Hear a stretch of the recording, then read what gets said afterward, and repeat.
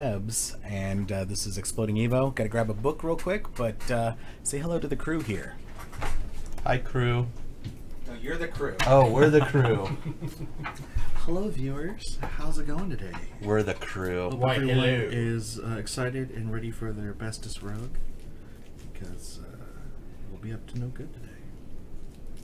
I was trying to think of a better rogue, but I couldn't think of any names. I'm the best rogue. Dillian is the bestest. I mean, Dillian loves to hide behind everybody. He likes to What is your alignment? He likes to wear a lot of rouge. By the way, Mine? yeah, Chaotic good. chaotic good. Just remember that it is a good alignment. Chaotic neutral. Wait, is it neutral? Yeah. Okay, are you sure? All right. It is right there. Chaotic neutral. Okay. That's tough. All right. So here we go. I do what the money allows. All right, here we go. On the last episode, after tracking the goblins that appear to have captured Gundren Rockseeker and Sildar Hallwinter, our adventurers find a dark cave. Entering, they locate a back passageway to the main lair and quickly dispatch a bugbear named Clarg. They mop up the rest of the goblins and rescue Sildar. An interrogation points in the direction of Cragmaw Castle, King Groll, and a mysterious figure known only as the Black Spider. Upon their arrival in Phandelver, they speak with the townmaster and settle at a local inn, gathering useful information from the patrons. They rest up, and we begin the next morning. I totally forgot my transition to the third image. That's the transition.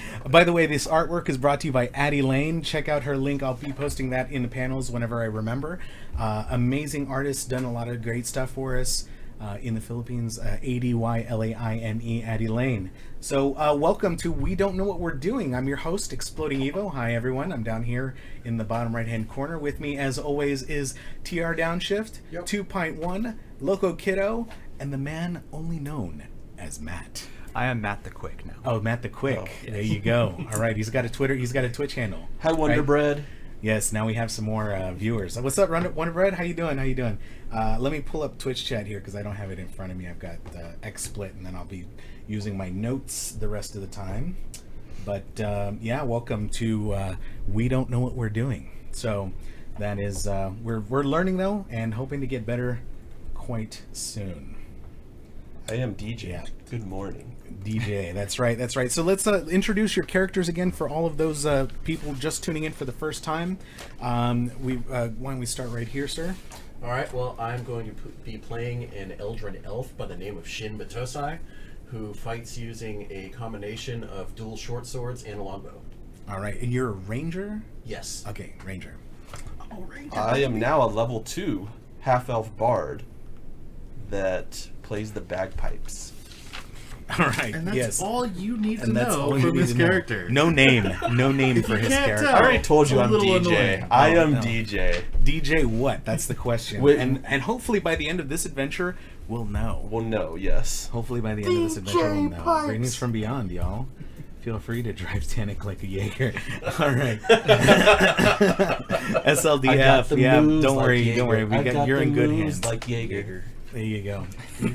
Not nearly as smooth, though. So go ahead, Loco. Oh, okay. Darian. I am Dillian Bravestone. I am a Lightfoot halfling, level 2 rogue.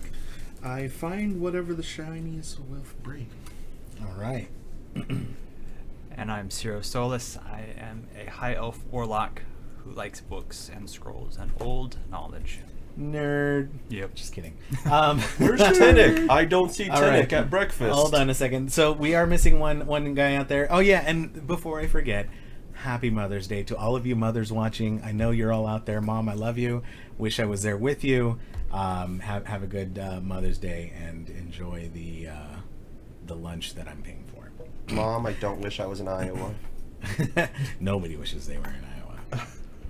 All right, so the one player that is out today spending time with his newborn baby and his lovely wife is Tanic Gerstweil. He is a human fighter and likes his whips. And he's a big stick of Whip. mud. I'm just likes his whip. Sorry, I'm just hoping I don't find chains in his inventory as well, and leather masks. So Oh my. oh my. So yeah, let's see what we have here. So Two of you have to join the trip. All right. That's right. So one person plays the left hemisphere of Tannic, and then the other person plays the right hemisphere. What's I'll up, just be Dubious playing as 7? How you Wallet. doing? Welcome to the stream. So it is the next morning. Everyone has gotten a good night's sleep. Everyone is back up to full health. So everyone is should be ready to go. So you all come downstairs to the common area of the inn. You familiar smells of fat sides of bacon roasting, as well as porridge and toasted bread. Everything being prepared for that day. When the innkeeper actually pulls you aside and he wants to talk, he actually pulls Tannic aside and is talking to him about something that has been bothering him. So Toblin Stonehill pulls Tannic aside and he says, "Look, there's one thing that I wasn't completely honest about, and I've given you this deal on your rooms because I need help with these Red Brand ruffians. They've been causing lots of problems here in the town, and we wanted to get them taken care of. But this can't come back to me." He's very, very nervous, really trying to press upon him that, hey, none of this comes back to me, sort of thing.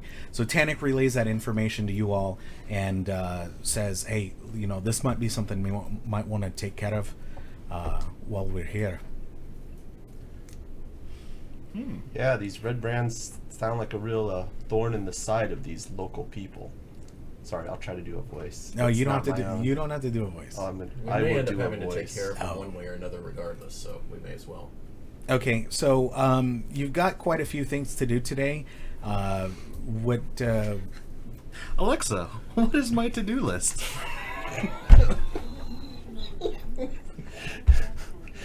Alexa, shut up. Marvin could have had some very awkward stuff on his to-do list.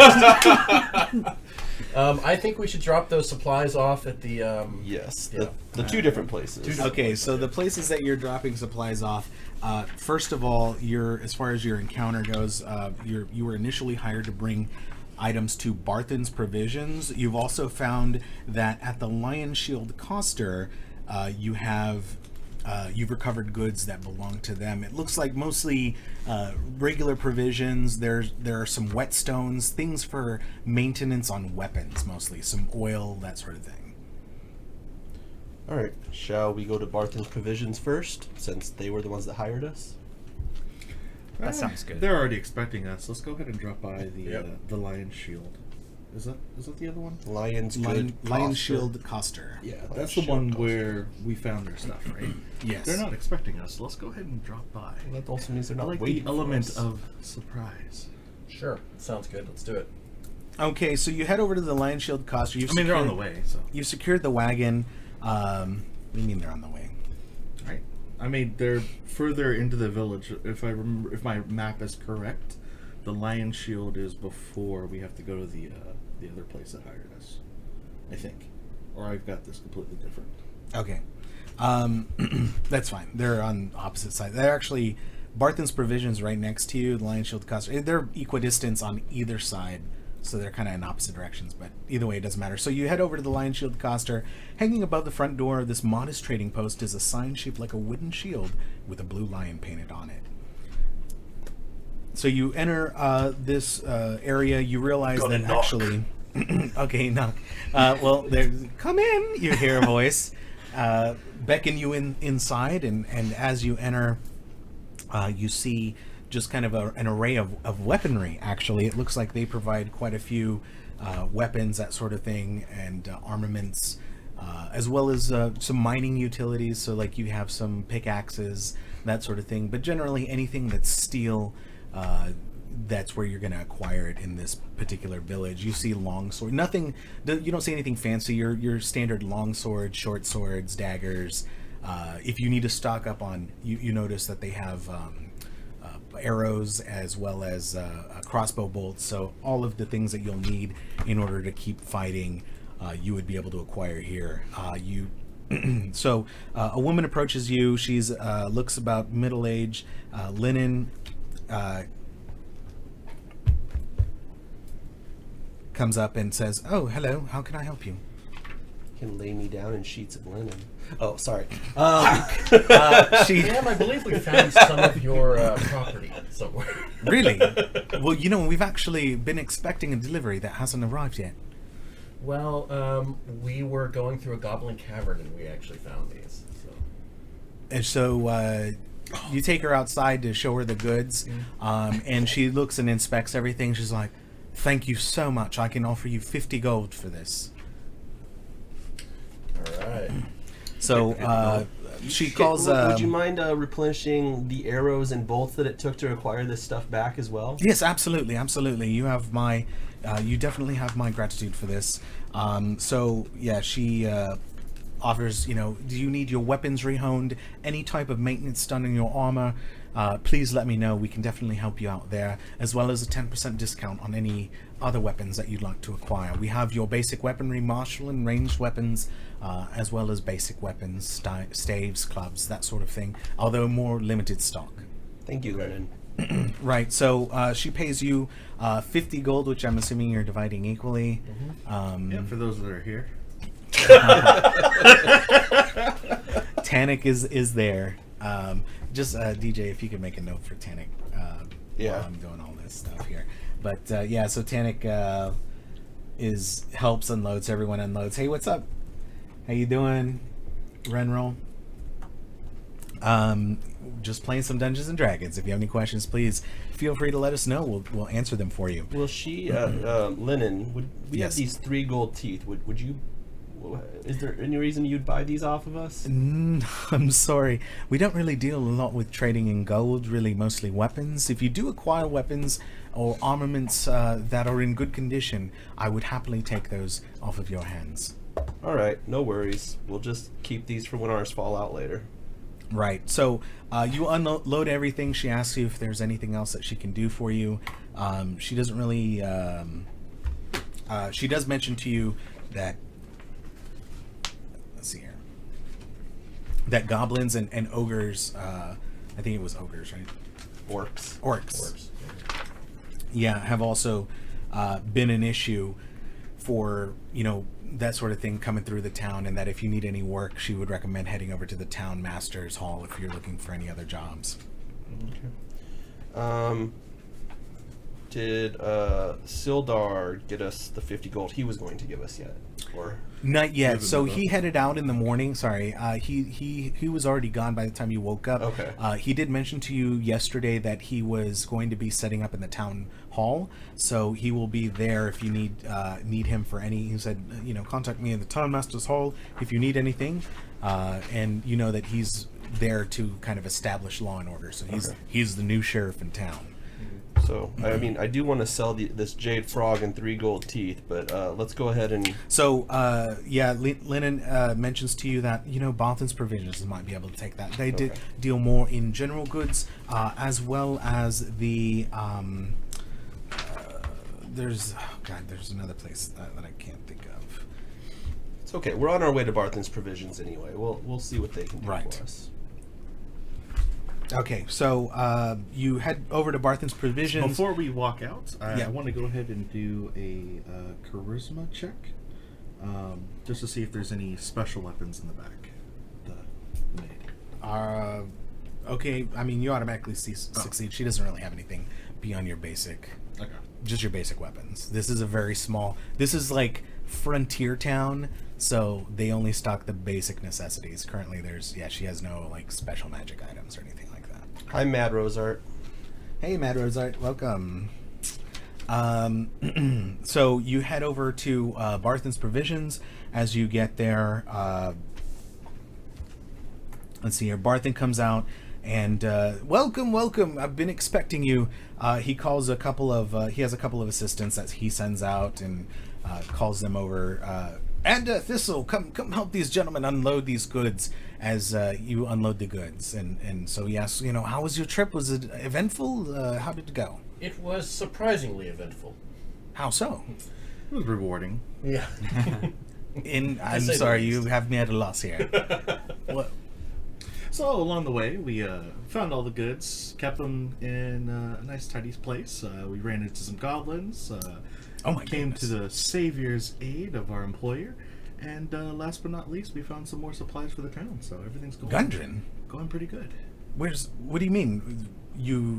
Is Gundren okay? Where is he? Oh, Gundren is still missing. We rescued Sildar, though. Sildar is still there. We're still trying to find where Gundren might be. Oh my goodness, that's terrible news. I wish I could tell his brothers. They're actually camped somewhere outside of town. They should be returning any day now, however, to resupply. Were they on their way to Cracknell Castle by chance? No, I don't believe I've heard of that place. They've actually made some type of discovery and are currently, near that. I believe they're camped out near that discovery. They said some type of mine of some sort. This is a big prospecting town. While there's not a lot of gold to be found to really cause a proper gold rush, miners in this area do okay for them. Prospectors do okay for themselves. How many Rockseeker brothers are there? There are 3. The other 2 brothers are Nundro and Tharden. They're for dwarves, they're actually quite nice. Yeah, that is strange for dwarves to be nice. So Go ahead. Actually, afford it. what? They could probably afford to be nice. so all of the information that you have from him is pretty much information that you've gathered already from Sildar, talking about the Phandelver's, the Wave Echo Cave, where all of the where that spell forge was to forge magic weapons. So he relates, he repeats some of that information to you, and just relates that again. So you have, of course, you already knew this, but he was just trying to offer as much information as he can. He might add something that the others don't. We'll listen. Yeah, things here have not been well either. So how much does he give us for the goods? It's 10 gold apiece as well. Okay. So you guys have made 20 gold today, and then you're going to get another 50, 100?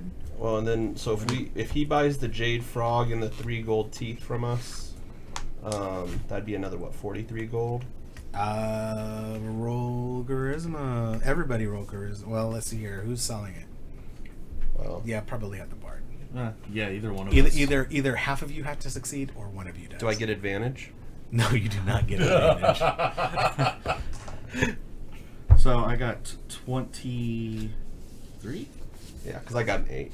Okay, so he offers you half value for all of the items. 24. Yeah, he offers you half of the items. I'm going to go ahead and roll intimidation. You roll. You're a halfling. You roll disadvantage. Alright. Alright, so that makes it a 16. All right. Yeah, because he's not really intimidated. Okay. Yeah. If you're a half orc, Dilly, Okay. calm down. Just Yeah, balancing I mean- my dagger on the table. So, So he can give you half So value for what- that. What was it? 21 gold, So yeah. 5 silver. Then Yep. I passed the charisma check and failed the intimidation. Go figure. I'm charming, but I'm not intimidating. all right. So we got that. You're like 3.5 feet tall. So? So if we split everything up amongst us now, yeah, we'll just do that at the end of the Okay. day. All right. So he had last said that things here aren't so great either. Why so? Well, the Red Browns are making it hard on everyone. They've shaken down local businesses. They don't that listen to the name town again. master at all. Can you tell us where to find them? If you would be interested in doing something, they actually frequent the Sleeping Giant Tap House. Any names in particular we should know? I don't really know much about them. There's a guy called Steve. He's a real asshole. That asshole Steve. All right. What was the place again? The Sleeping Sleeping Giant. Giant Tap House. Right. So you've kind of. Do you have anything else that you want to ask him? It's just got general wares, right? And did you guys have the notes of all the rumors that you uncovered? Most of them. I would probably recommend going over the stuff that you have. If we had Tanik was making most of his Because notes on his computer. did everybody make notes? Did anybody else make like notes? I made Gods. notes, but reading them now, there was Narth, There's a lost mind, forge of Elsa. spells. Cragmaw Castle. Red Brown's causing trouble. There was a new wizard's helper guy. And then there's a secret tunnel in the woods, which might very well lead to the new prospecting area. So now that we've learned that, The secret tunnel in the woods was actually a Red Brands thing. Hey, what's up, Akko? How you doing, brother? Binoy bra. How you doing?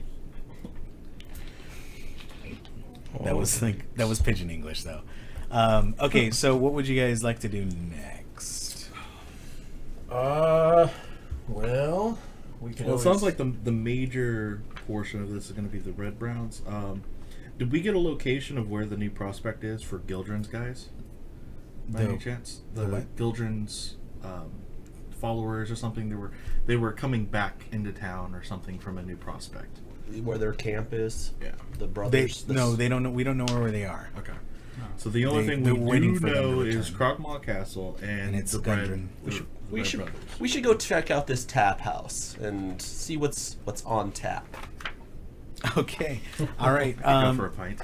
So They come in pints? This rundown tap house is a dirty, dangerous watering hole at the end of Phandelver's main street. I'm gonna roll sleight of hand to trip DJ. Basically, all you know is that it is frequented by the Red Brands, and you actually pull up. You pull up. You pull Yeah, up. we're gonna roll up. You roll, Yeah. you roll up there. You park. There's actually really good parking, surprisingly. 20 woods. chopping blocks on blades, yo. There you go. There you go. The Sleeping Giant is a ramshackle tap room at the east end of town. 4 human ruffians linger on the covered porch, perched on empty ale barrels or leaning against the wall. They all wear grimy scarlet cloaks. You can actually smell the BO coming off of these guys as their sullen stares fix on you as you approach. One of the thugs spits on the ground. Well, well, he snarls. Here's a whole pack of little puppies. What you want, puppies? Come here to bark at us. Let me roll intimidation check. Who you calling? Dilly, calm down. I'm gonna roll it. I want to see what I get. 12 plus 13. So Okay. Can I Yeah. do a perception check? Sure. All right. Oh, that went like to Jonathan. It's fair. Yeah. Yeah, I'm not going to use that. anymore. He scoffs at you. What are you gonna do? I got a 20. Stick to the bottom of my shoe when I stomp on you. What did you get? I'm at a 20. You 20 for perception? Yeah. Wait, did you actually roll a 20? I rolled a 17 and I have perception plus 3. Okay, what's so funny, DJ?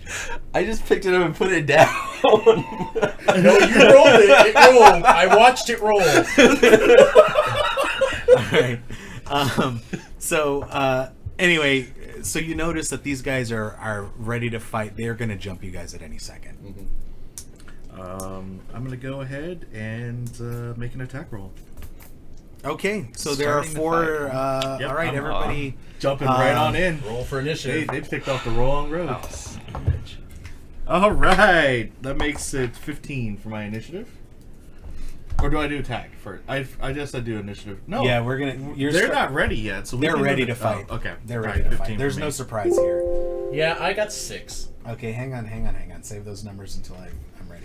Here, let me pull everything. What's up. your So, initiative, DM? 'Cause it seems to everybody, be can slow. you update your HPs for me? What Tannic has? Do we know how many HPs? I have no idea. Okay, let me check D&D. I'm at 20. I'm at He 17. has 22. So 22. Dillian, 17. 17. Shin, 20. 20. I'll punch him. DJ, 17. 17. I can never say 20 without saying I thought You're so. saying no. 0. 15. 15, and Sildar is currently not there, so let me pull him out of rotation. Okay, so My spells out. Ciro, what's your initiative? Oh, that would be a 7. 7. So these guys, just so you know, setting the scene here. You walked up. You guys sorry, are about 15. 15. You guys are about 10 feet away from each other. So this is really close quarters. You guys are in the thick of it right now. So Player's Stanic's initiative is a 20 plus 3, so he's a 23. DJ, what's your initiative? 15. 15. Shin? 6. 6. Yeah, Shin was kind of like he was digging around. He was trying to find his phone. His phone. And Dillian, initiative 15. 15. Okay, so thug number uno gets a 16. DJ, Dillian, you both got 15. Roll. 1. 14. Okay, so DJ will go and then Dillian will go. All right. 18. Wow, these thugs are on point right now. So I'm going dead last, is what I'm hearing. 13 and a 7. Yeah, you are. Zero, roll again. That's better. 18. Okay, so then Alex, yeah, you're going last. He sees that we're ready, but he's just not ready. I'm fumbling with my swords. They're not unstrapped yet. God damn it, motherfucker. Okay, let me drag this up here. So well, this initiative setting is brought to you by what, guys? Let's do a commercial a la Nerd Poker. Brought to you by Chessex. Brisk. Oh. Cold tea. Refreshing. All right.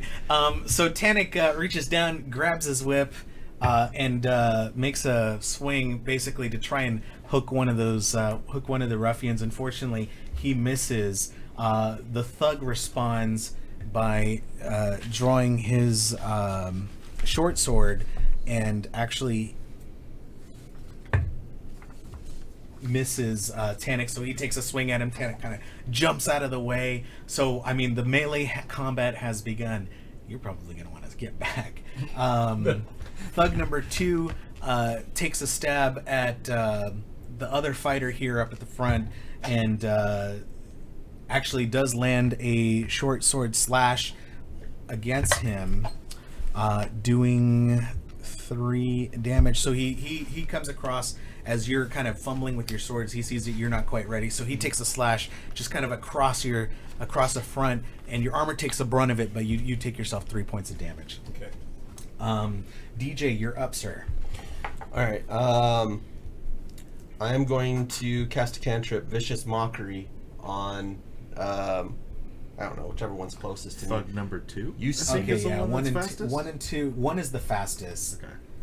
3 and 4 have not gone yet. Actually, you look at one of them, and one of them, he's kind of got blondish hair, hasn't shaved in a while, and he just looks like a Steve. Oh yeah. He looks like a Steve. Asshole Steve. All right. Well, So he's also the third guy in line here. okay. Well, that guy. That guy. You smell like your mom. What? Happy Mother's Day.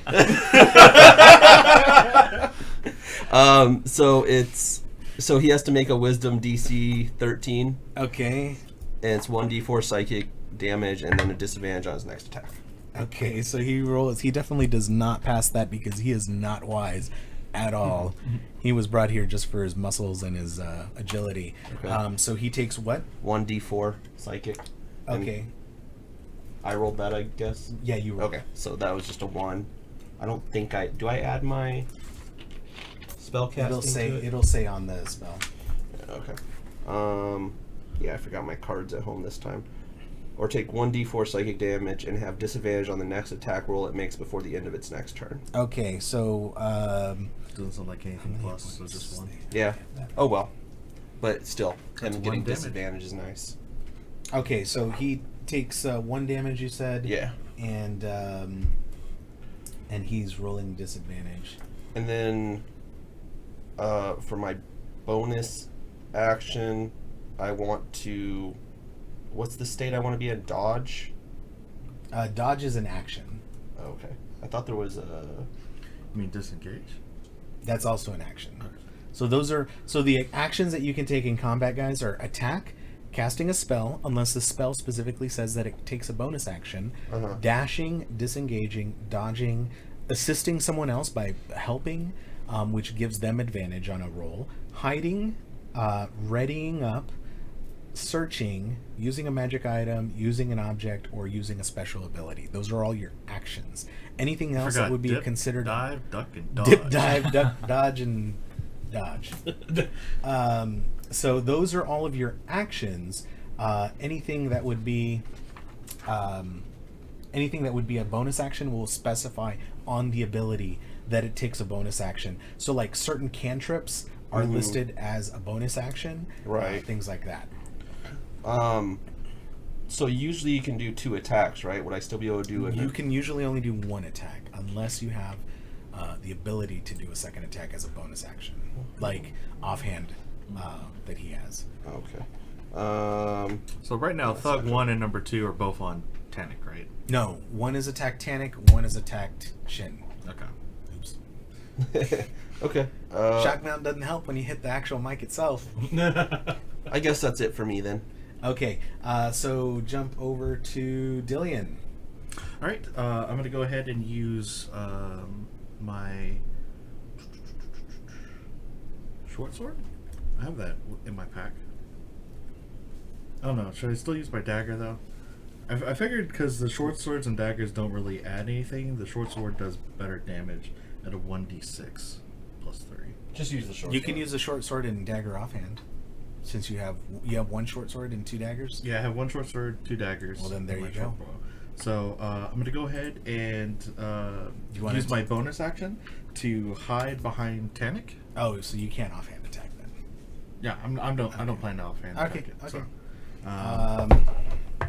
that is 18. What is their perception? Unless one of them rolls a 20. Okay, so yeah, they all miss you. Okay. They don't So notice you. I now have sneak attack on him, so I'm going to go ahead and roll attack. 9 plus 5, so 14. 14 damage on which one? No, sorry, 14 attack. Oh, okay, that's a hit. Okay. So now I roll the d6. So that's 4 plus 3 is 7, plus another d6 is 2, so 9 damage to him. Okay, Thug so 1, since he's attacking Tannic.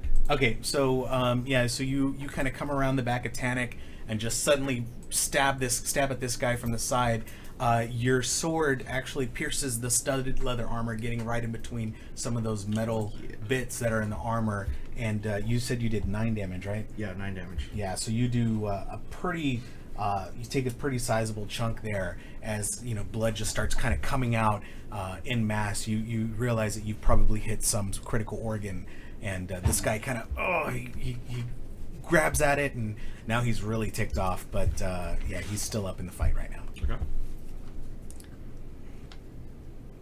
And that's Yeah, that ends my turn. Yep. So that is now over to Thug Steve.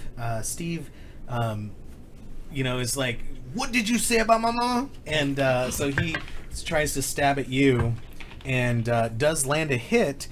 He swings his short sword at your shoulder, doing. Unfortunately, it's just more of a glancing blow as you just draws a thin line of blood there through your. What kind of armor are you? What do you wear? Leather armor. Okay, yeah, through your leather armor. So you just take 1 point of damage. My words hurt you as much as your sword. He's a little disheartened, but it looks like he's starting to recover now.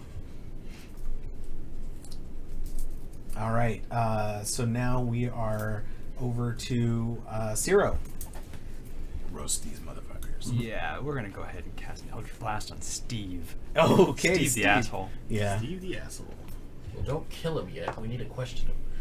Well, I gotta beat him up a little bit first. All It's right. gonna be a 14. Yep, that's a hit. That's cool. You can specifically say you want to knock him unconscious or something. Yeah, you can if you're doing melee attacks. All right. Oh, that's Hopefully he falls unconscious with my sword through his Goofy. throat. I would alter it. I would Maybe we have a alter. job to do here. I would alter the narrative to say that you strike him with the pommel across his face, render him unconscious. Okay, what'd you get for we damage? got 11. All right. Oh my gosh. So yeah, one of the guys. So you hit Steve full on in the chest as it just melts through his armor, and you see scorched skin, burnt, and like just really bad burns on his chest as he's kind of stumbles to one knee, but he slowly starts to get up. But you realize, you said 11? Or how much did you say? 11, yeah. I got Yeah. +2 now. Okay, so yeah, you realize that this guy's about to fall over. He's really close to death, but he's still in the fight for now. Yeah, don't die yet. Yeah. That burn was about as bad as the one about your mom. Oh, all right. So the last thug seeing that takes a swing at. I want to run away a little bit.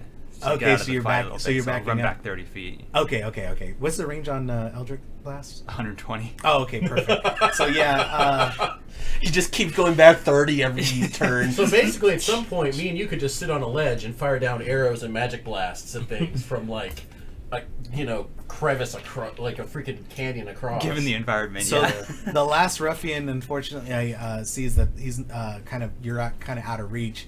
He doesn't see any ranged weapons, so he takes a swing at the halfling and hits. He actually swings at you, kind of hitting you with the blade. It doesn't really go through your armor, but it knocks you to the ground. You take 4 points of damage. All right. So we are now at Shin. All right. Okay, so I finally fight my swords loose, draw them at the ready. Yeah, and I'm roll. Just roll a die. I'll tell you what happens. Stop talking, roll. That's lame. Okay, whatever. What's up, Vinny? So How you I'll doing? attack Good morning. with both of my short swords. All right. The guy who tried to kill me. So that is a That's number 20. All right. So Well, yeah, that's that's 15 and plus 5. Yeah. that's a hit. That's a hit. And then my D6. I get all excited when you guys say you roll a 20 because I'm like, oh my god, Stuff something exciting is really gonna happen now. All right, well, that is a 4 damage. Okay. And in your offhand. And then I got to roll my attack for the offhand. All right, and that one is 16. So That's definitely a hit. And that one, ooh, nice. 7, 8, 9 damage. Okay. So total is how much? You rolled a 1. 13. Okay. So yeah.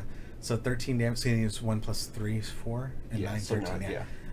yeah. So basically what you end up doing is more of a draw cut, and you finally get your short swords loose, and then you're just like that, straight out. Thank you. Let me destroy the soundboard too while I'm at it. But yeah, you just quickly draw cut this guy right across his chest, and you're like,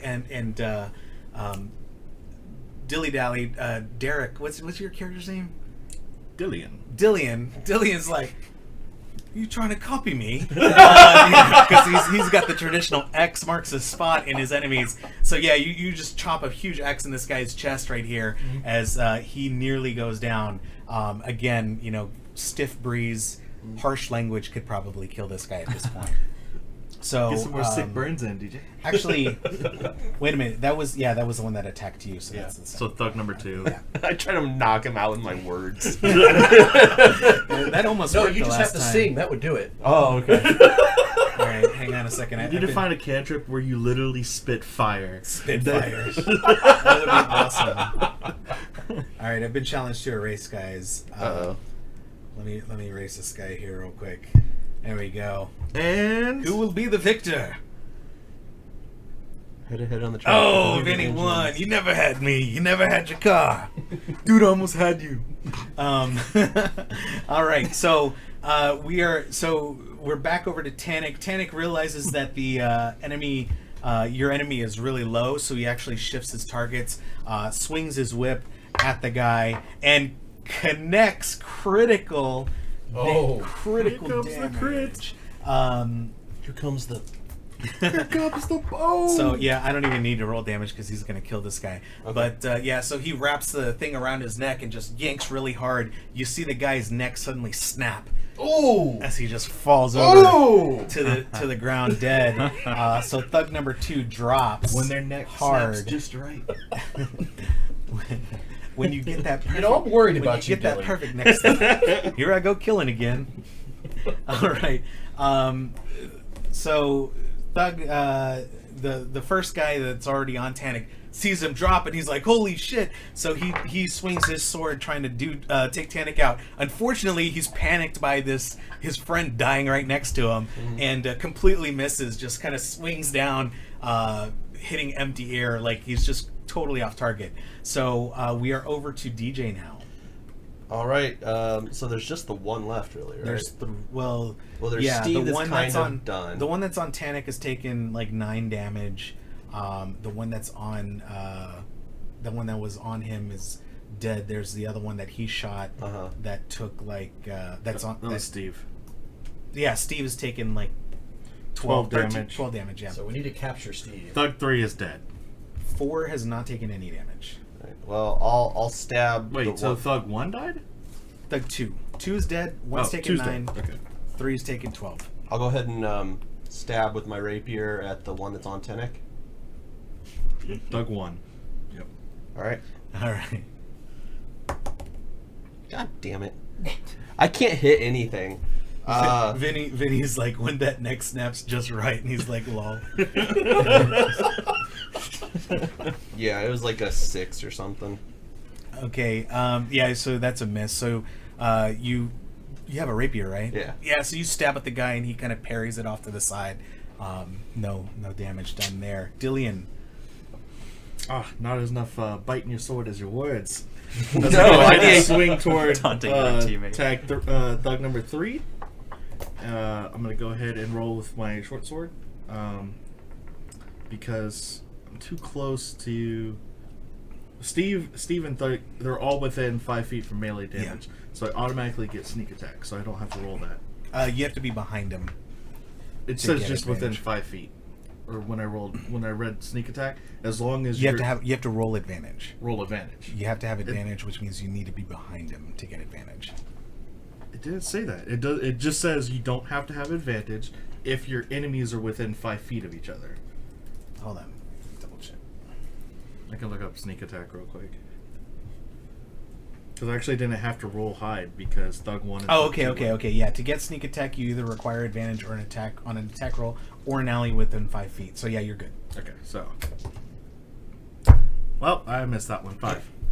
Yeah, that misses. That So misses. yeah, you're kind of like, ugh, and then you realize your arms are only like this long, so it doesn't quite reach.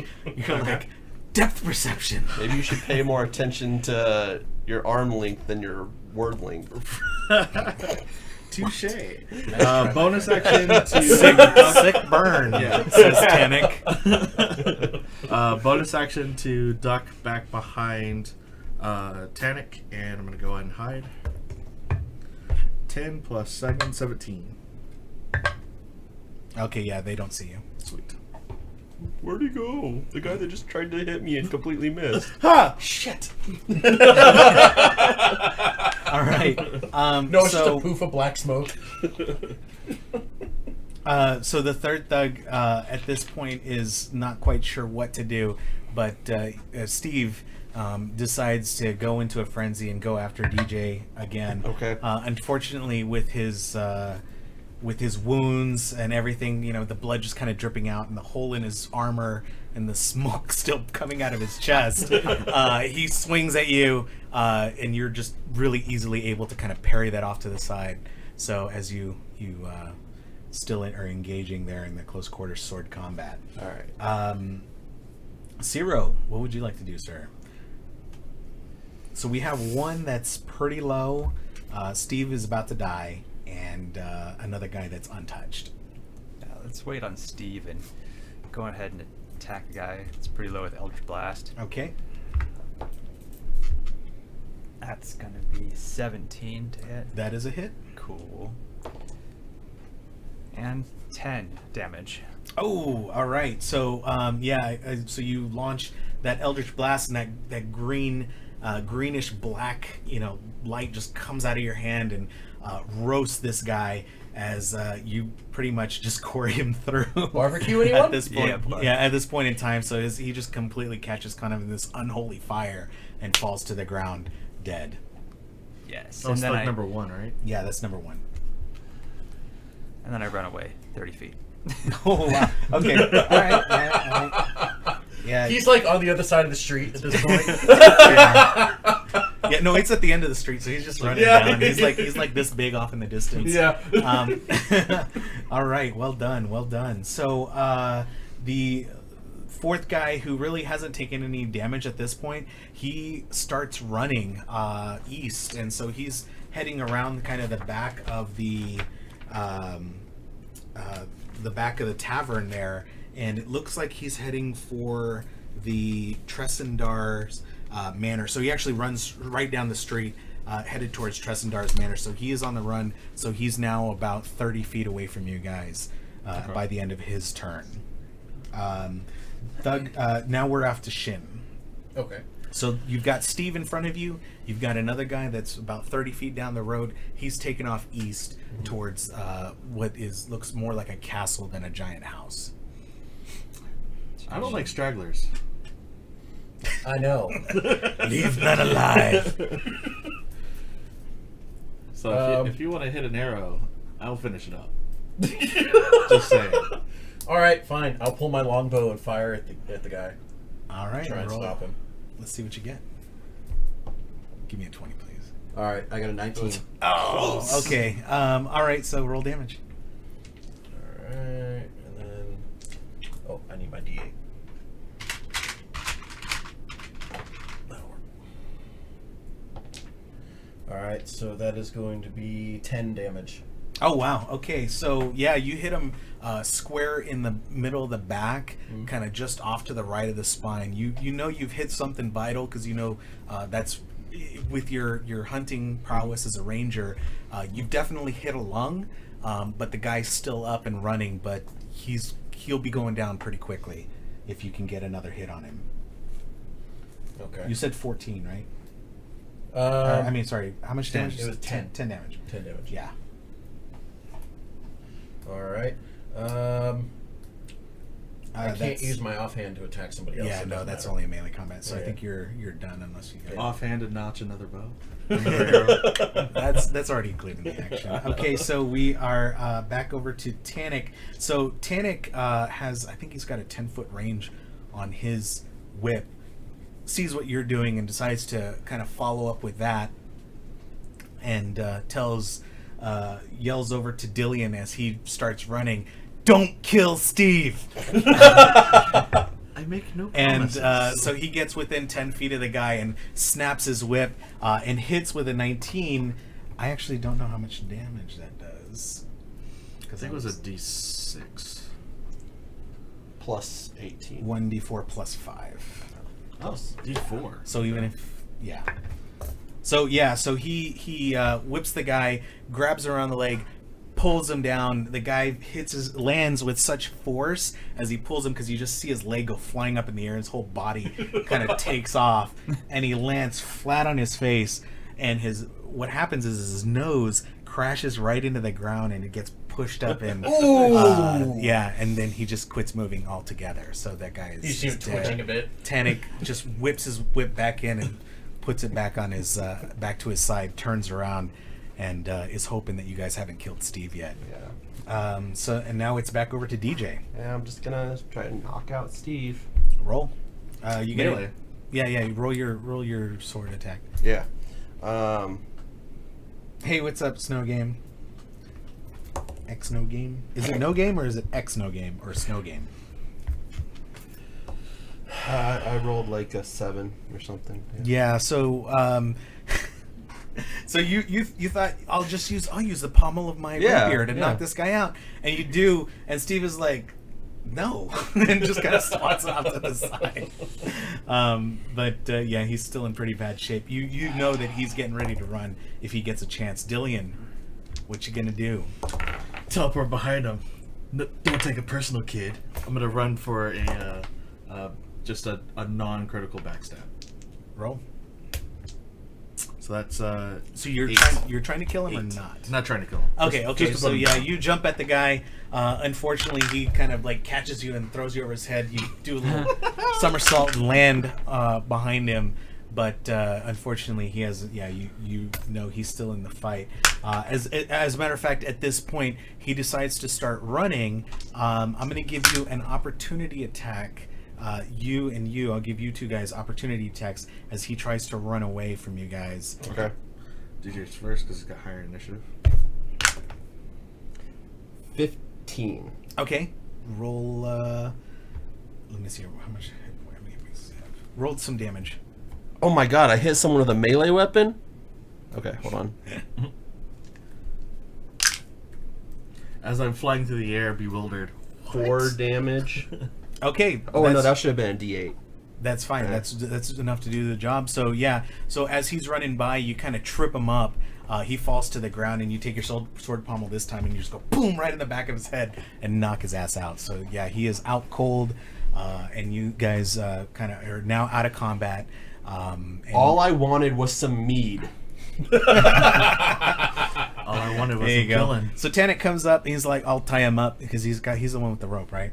So you're like, this guy's really into having some bondage stuff. Yeah. What's going on with this guy? Yeah, we're gonna tear into you, T, because you're not here. So he ties up the guy. He's got 50 feet of rope, so he wraps him up nice and good. He's not going anywhere anytime soon. What would you like to do? Let's wake him up and question him. Okay. Roll. You can ask him nice. You can ask him mean.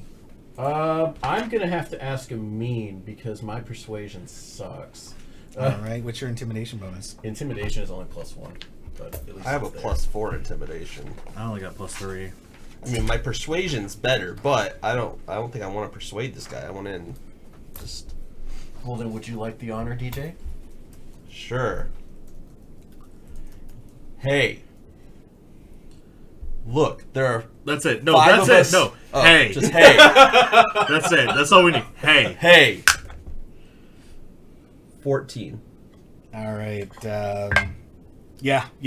He just rolled a 1. So He pissed his yeah. pants. So he's like, look.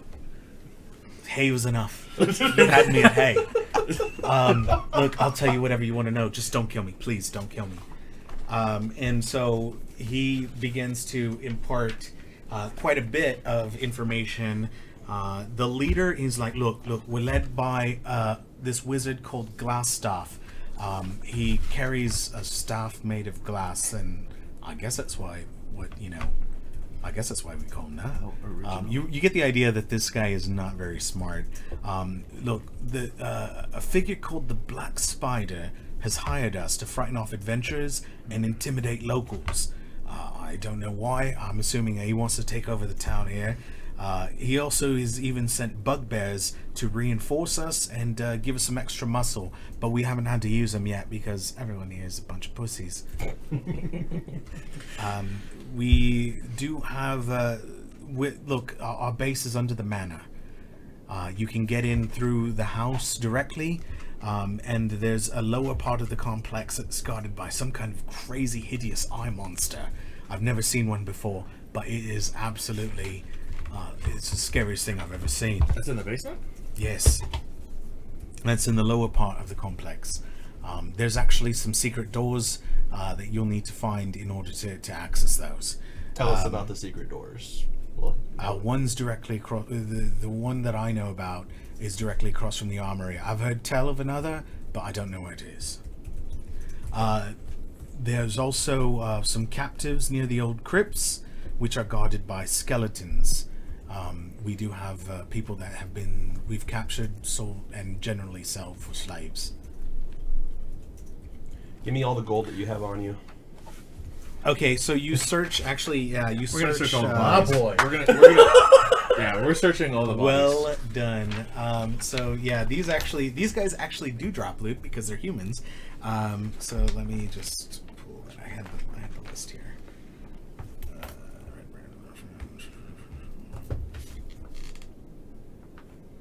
So I think what we're gonna do is we're gonna strip him naked and leave him tied up in the middle of the town square. I second this. All right, so they each carry maybe like 10 silver apiece that you managed to recover. They've just got some pocket change. Yeah, they're spending money.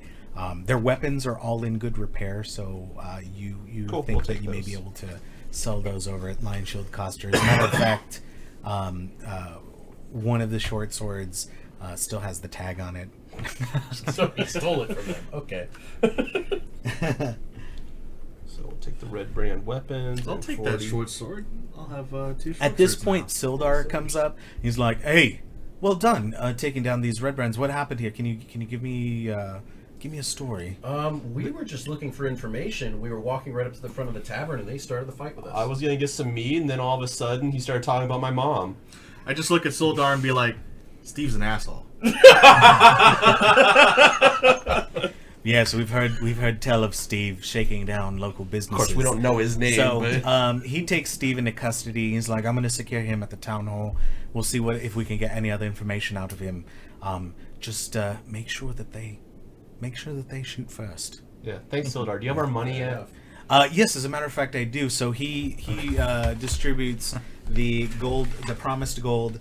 He actually managed to get that from the town master, and so he secured the loan there. He's waiting for the rest of the. That was another 50 gold. Yeah, that was another 50 gold. So everybody gets another 10 gold. All right. Strip him naked in the middle of town. Yes. Yeah, we're gonna do that. Well, he's taking him away now, so we can't do that. Well, he's taking away the live one. He's taking away Steve. Well, the rest of them. The dead bodies. Oh. Yeah, the So rest that of we them. can hang them Steve. He's upside like- down, naked, by the nutsack.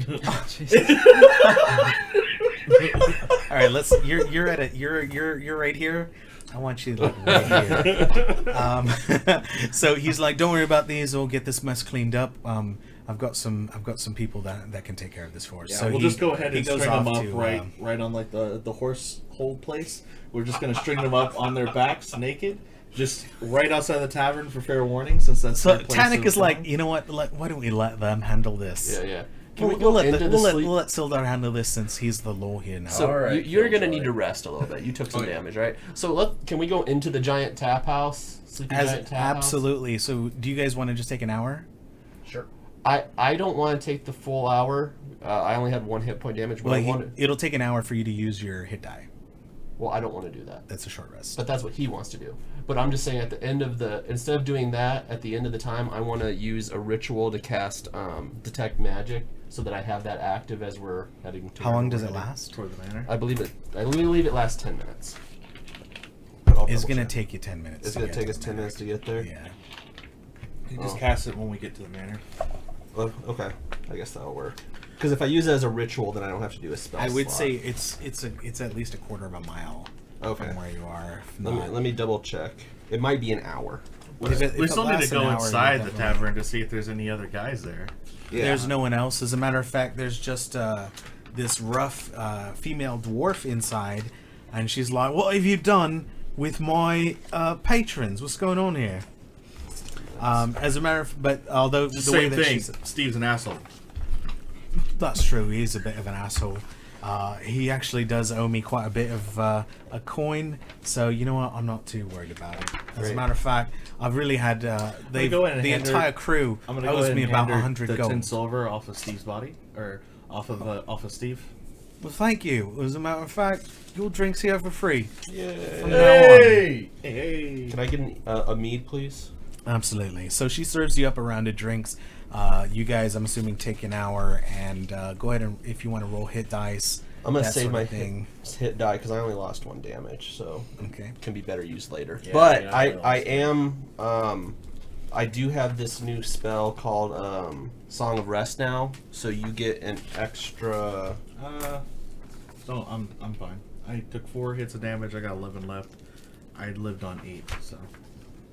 They might be doing more damage this time, but Yeah, I'm still sitting at 17. Plus, I have Okay. a. These have aren't goblins. yeah. These are goblins. Okay. These aren't I'll go ahead and goblins. roll How much damage do you take?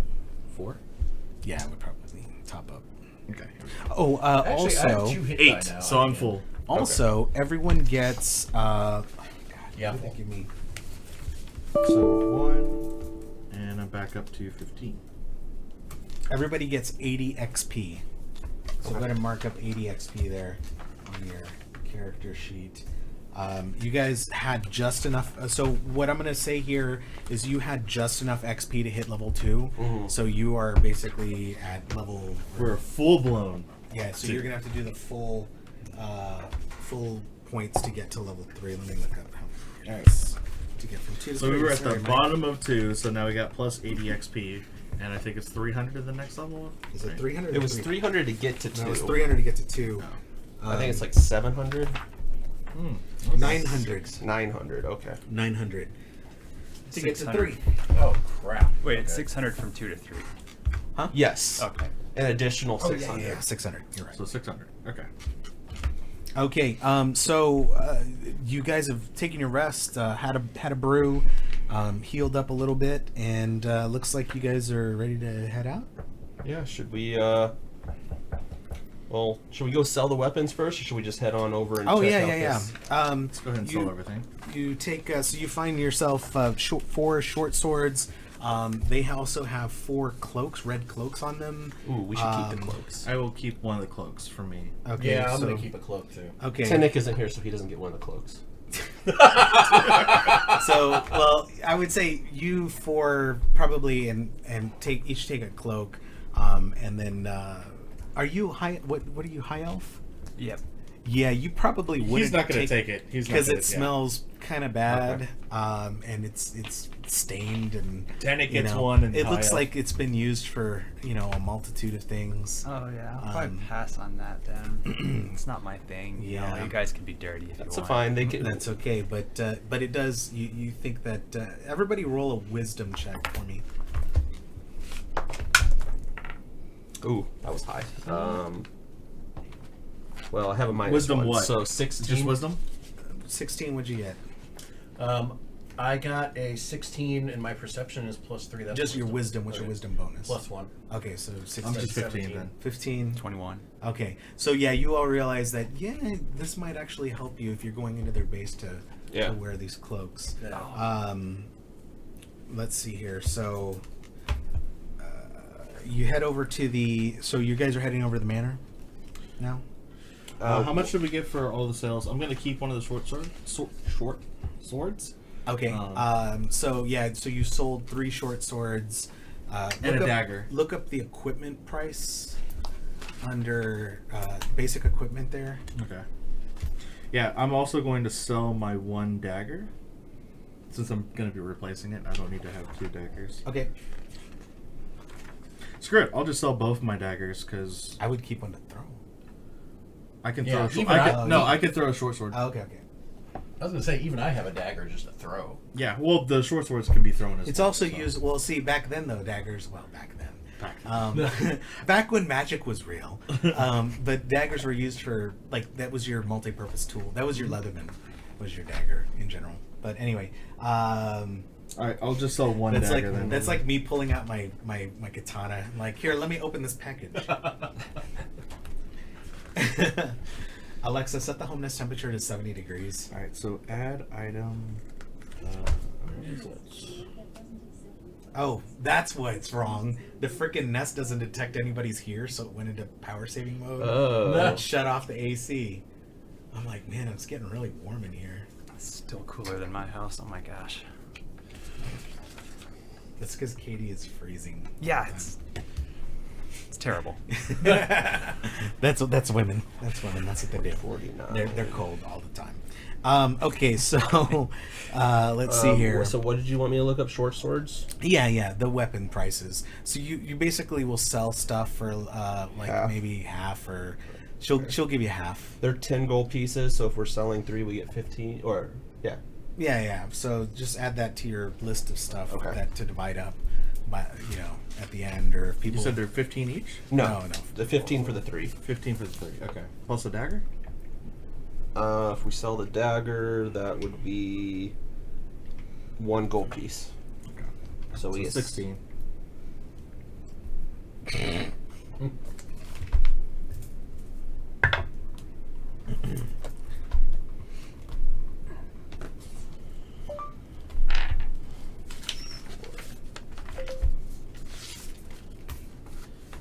Cool. Now I have 2 short swords on me.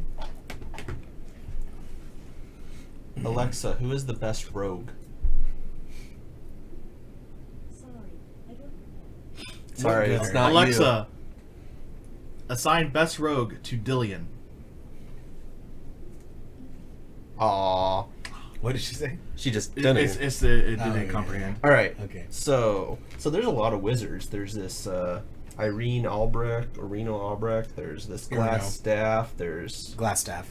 Those are the only two wizards that you know of. oh, okay. This other black spider. We don't know if that's a Well, we don't wizard. know who that is. Yeah, Okay. you don't know who that is at all. You just know that whoever this is, they're the person kind of that seems to be pulling the strings. They were the ones that orchestrated the capture of Gundren Rockseeker. They're possibly at Cragmaw Castle, and apparently they've also hired the Red Brand ruffians to scare adventurers out of town. This is gonna be like Scooby Doo and the gang are gonna show up there in a bed Yeah. and unmask them. All right.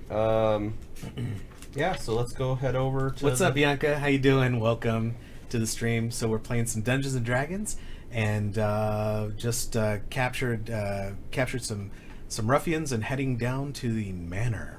So as you make your way down the road there to Trussendar Manor, you see that it's more of a castle than a house. It's on a low hillside with woods and thickets. It's long been abandoned, but apparently, from the information that you gained from Steve, the cellars have been converted into a Red Brand stronghold. So you find the entrance as you start to enter the cellar area. Just to give you an idea of what you see, you come down some stone steps. This appears to be a storeroom that's pressed. The door opens into a 5-foot wide landing, 15 feet above a large cellar. Stone steps are descending to the floor in 2 short flights. So you're on a little 5-foot wide platform. There's 2 sets of stone steps on either side of you, to the right or the left, and that comes around to a ledge or landing that goes out about 10 feet, and then another set of stone steps. Underneath the steps here on your right-hand side is a doorway that you can see. And then in front of you is a large cistern, so lots of water in there. And then on either, so the room kind of narrows after the steps, and then opens back up in the cistern area. And on either side of the room, around the cistern, you see barrels and crates. You see crates and barrels all around the room there that look maybe loaded with provisions. You're not quite sure. So before we enter, There's another doorway on the right side of the cistern leading to another area there as well. gonna don the robe that we took from them, and I'm gonna take 10 minutes to cast a ritual of detect magic. Okay, while he's doing that, would you guys like to do anything? I'd like to do a perception check to see what's around. You don't see anything special. If you... I don't detect any back doors or path. Where are you right now? So are you still on the stairs? Currently I'm on the landing, so I'm back. Okay. Back. Yeah, you don't see anything special. Okay. You just notice there's a door near you, and that's it so far. I'm guessing So, you guys are putting on the ropes too. Ciro? And I don't have a robe on, do I? You don't have a robe yet. Yes. Yet. I mean, you might get You one. should stay back, buddy. A clean one. Yeah. A clean one. Just stay in the shadows. Yeah. I can't. Does Tenic put on a robe? Is there a way I can hide or be stealthy or something, even though I don't have any You stuff can, like what I'm that? you wondering. can definitely tempt. roll. Yeah, as a matter of fact, I would say go ahead and if you want to roll a stealth check, go ahead. All right. Oh, jeez, that's a 2. All right, you're okay so far. I'm gonna take a look through the barrels and crates. Okay. So as you go through the crates and whatnot, you don't really find anything special. There's salt pork. Looks like mostly food stuffs. There's actually a barrel of salt. There's flour, stuff like that. As a joke, I'm gonna go ahead and take a handful of salt and start spraying a circle around Matt's character. Zero. Ciro's character. Ciro is the character. Yeah. Matt is the person. I'm gonna spray around Ciro's. Yeah. Spread it Ciro, around. Ciro is playing in his own RPG within Yes. the RPG. So I make a Okay. salt circle around Ciro since he has to stay back. So as you're doing that, three ruffians burst out of the room next to the cistern on the north side of the cistern, and try to surprise you, but one of them kind of like drops his sword to the ground, so you hear this, and all of you turn around and see these 3 guys come out. So let's roll some initiatives. All right, we got 18. Oh, come on! Nice. I'm still ahead of you. I got a 5 total. I roll again because you need to break a tie. 8. Okay, so you'll go before This die fails. It's done. this guy. We reset all of the die, by the way, so like you have the bad ones there in front of you again. No, actually, they're They're over there. Yeah, I got I rolled a 7. Okay, so My cursed die set over here has been okay so far. DJ 7, Dillian 18. 18. I am at the ready. Tannic rolls himself 10 plus 3. Right, his initiative's plus 3. Let me double check. How far down are they? Since they're bursting out from the So, landing? well, he's at the barrels, so he's like maybe 7 feet away. He's within striking distance. You are still on the landing, or I'm still. are you in the room? I'm still next to the landing. Okay, so you're I on the was- ground. So you're. It's maybe 20 feet away from you. Okay. Where are you? I'm outside the door, still probably near him. Like you're not in the cellar. Well, yeah. Are you in? You guys are all in the cellar. I was. Oh, okay. I was finishing my detect magic. spell. Okay. So, So he's All right, probably so with you're me. up on the. So you're up on the landing. yes. Okay, so he's up top. Where are you? embarrassingly trying to hide. Okay. There's not really much. You're kind of crouched behind the stairs. They're roughly. They're like 35 feet away from you. You're kind of behind stairs, but they see you. They're like, who's that guy? He's like, you're not one of us. Right. So yeah. So he's 13. Okay, let me roll for the other 2 guys. A 1. All right. And Wait, so I'm not last? No, you're not. and a 20. Surprisingly. Oh wow. Okay. Before me. That couldn't have been the one who fumbled his damn. No, he's the one that just rolled a 1.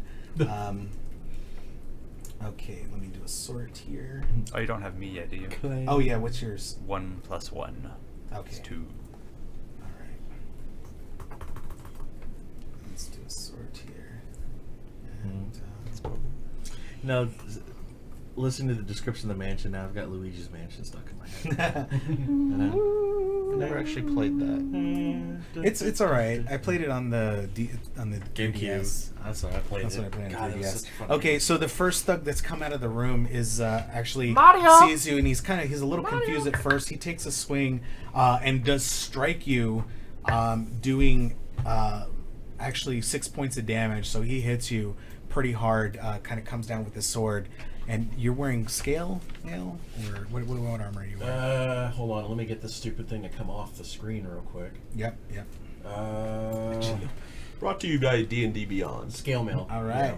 That's Taco Bell. D&D, not D&D. DNDBeyond.com. Oh, good. The screen is suddenly refreshing for whatever reason. All right. Regardless, you take 6 points 6 of damage.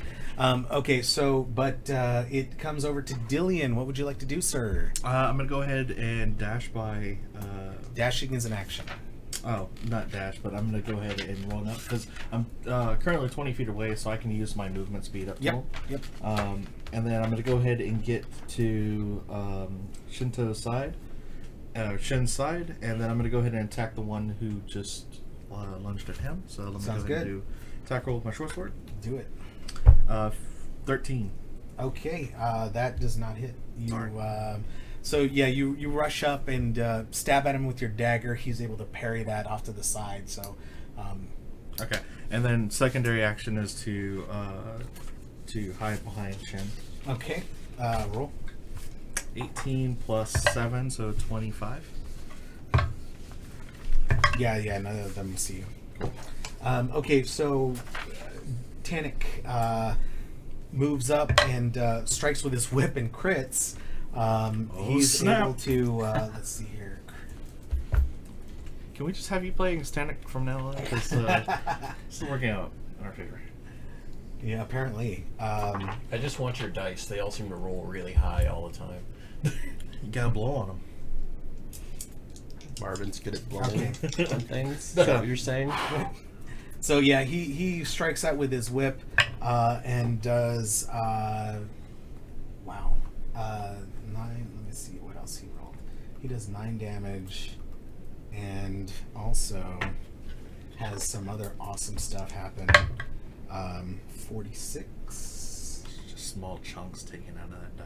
Yeah, try to nibble on it, I guess. The dog. It's looking for a 20. Okay, and The so 20's he that. automatically also he manages. So he strikes at the one with his whip. He reaches out, lashes the guy around the throat, trying to go for the neck break again. Pulls the guy in. Unfortunately, the guy just stumbles right into his arms, and so Tannic reaches and grabs him around the neck. And while he undoes his whip, and so he's succeeded in grappling him. So one of the guys is currently restrained, and that's the guy that attacked Shin here. So that guy's out of position. You guys still have 2 guys in front of you, and then maybe about 10 feet behind you, or like 5 feet behind you is Tannic holding on to this other guy. So he's struggling with them right now. That guy is actually going to have a turn here in a bit, but DJ is up next. The guy that Tannic has is Yeah. with him. As a matter of fact, actually, no, you're in the middle of your ritual, so you can interrupt your ritual, or you can keep going and be out of the fight. Or you can skip this round and decide in a later round. Keep going. We got this. All right, I'll keep my ritual going. Okay, Shin, you are up, sir. All right. So, you got 2 in front of you, one that's being grappled by Tannic behind you. That's my Okay. bagpipe sound.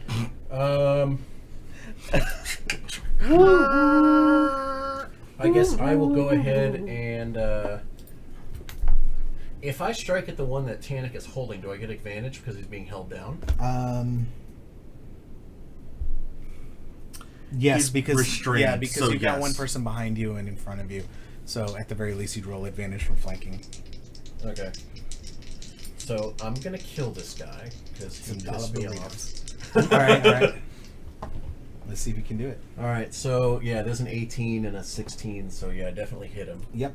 And then I'm going to roll my first short sword, and that is going to be a 9. 9 Okay. damage. And again, offhand. And yeah, offhand. Is offhand still advantage, or I mean, he's still held out. Yeah. Okay. All right, he's hit, and then roll this again. That one is 4 damage. It's just one. It's offhand. No, I have a He- bonus. Oh, that's he right, has- you got he's the- a ranger. okay, He's got that's the right. offhand Yeah. fighting. Yeah, so you get 4 plus what? 9, 13. Again. Okay, yeah. So you basically stab in with both swords, and right below the rib cage. So you know you've hit kind of like the liver and his guts there, and he just and like he's there, and so he's taking a really big hit. Not quite dead, but he's very very nearly dead with 13 damage on him. Hey, we got a robe for you. Yeah, right. Here you go. Slightly drenched. little bloody. Keep it clean. Keep it clean. There is a cistern right there, so you can wash it later. Okay. Do the clothes. So after that, thug number 2 sees you standing there because you're no longer hiding behind something, and takes a swing. He's like, "Where'd this guy come from?" Takes a swing. Unfortunately, he misses. He's so surprised. He just kind of like instinctively just swipes out and is unable to land a hit. So yeah, goes over to Ciro. Ciro's back behind stairs, so he's got a good 25 feet or so from the other 2 that are standing in front of this guy. All I can think of is Shin runs, sees me, and it's the Metal Gear Solid like exclamation thing. Grant? Huh? Who's that guy? All right. I want some dollar burritos. All right, what do you got, Ciro? Good old Eldritch Blast. Good old Eldritch Blast, tried and true. Let's see what you got. Good rolls. Hey, thank you for following the Sergeant Charge. Oh yeah. 18 to hit. You looking at me, maggot? All right, 18. That is a hit for sure. Miserable 3 damage. Oh, so yeah, you again, you know, your trademark hand comes up there. The green and black light just shoots out, and you're shooting at the ones in front of him. Yeah. Yeah. So the last kind of the third one that has yet to act, he kind of ducks off to the side, and you just see part of it shear off just a bit of his ear, like the top of his ear, as he screams. He's like, ah! And he grabs his ear, but he's definitely still in the fight there. So, as a matter of fact, it's his turn to act, and so he also takes a stab at the halfling in front of him and manages to land a hit, dealing 5 points of damage. So he stabs out with his sword. You reach up, you basically cross both your short swords in front of you as he brings them down, and it bites right into your shoulder right there. Yeah, unfortunately, you just didn't have the strength to parry that. I've only got so much arm strength.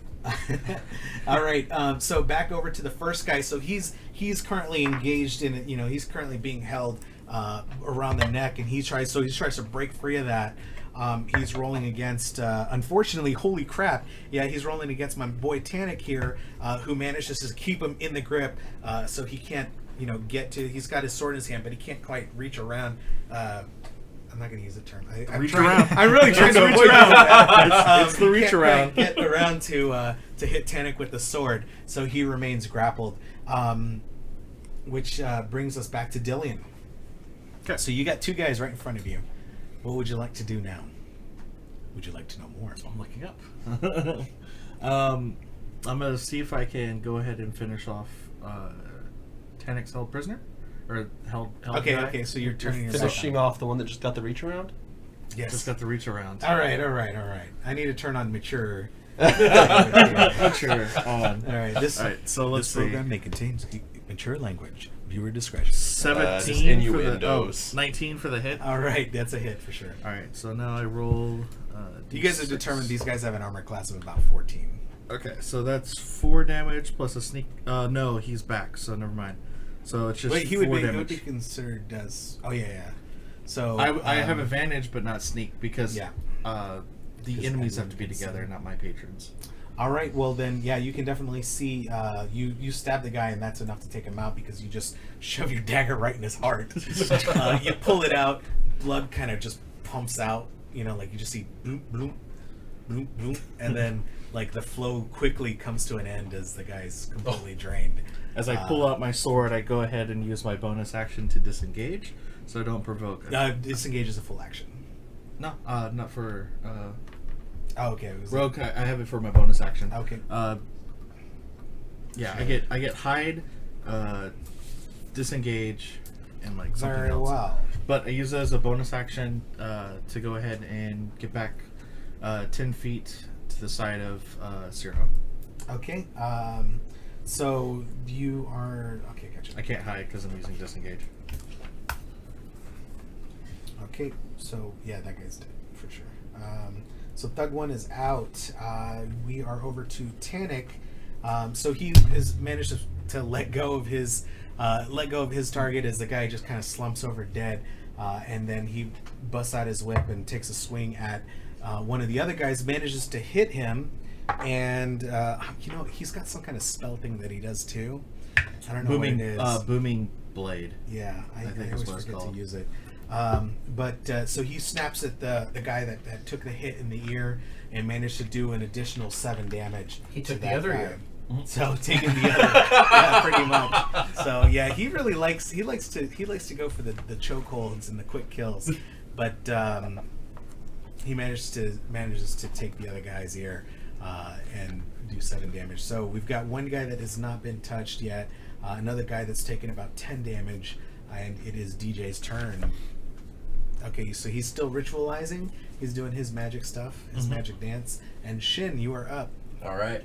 I will go ahead and attack. He just dances the around with the last bagpipe. What's that? The guy who had his ears sliced off is still alive, correct? Yeah. He's Number like- 3? yeah, Number 3? He's the last one. Number 3. Okay. So then I'll attack number 3 Okay. with my short sword. Roll. And 14. that is a 14 hits. yeah, it hits. Okay. It's like plus 5, 12, 17. Yep.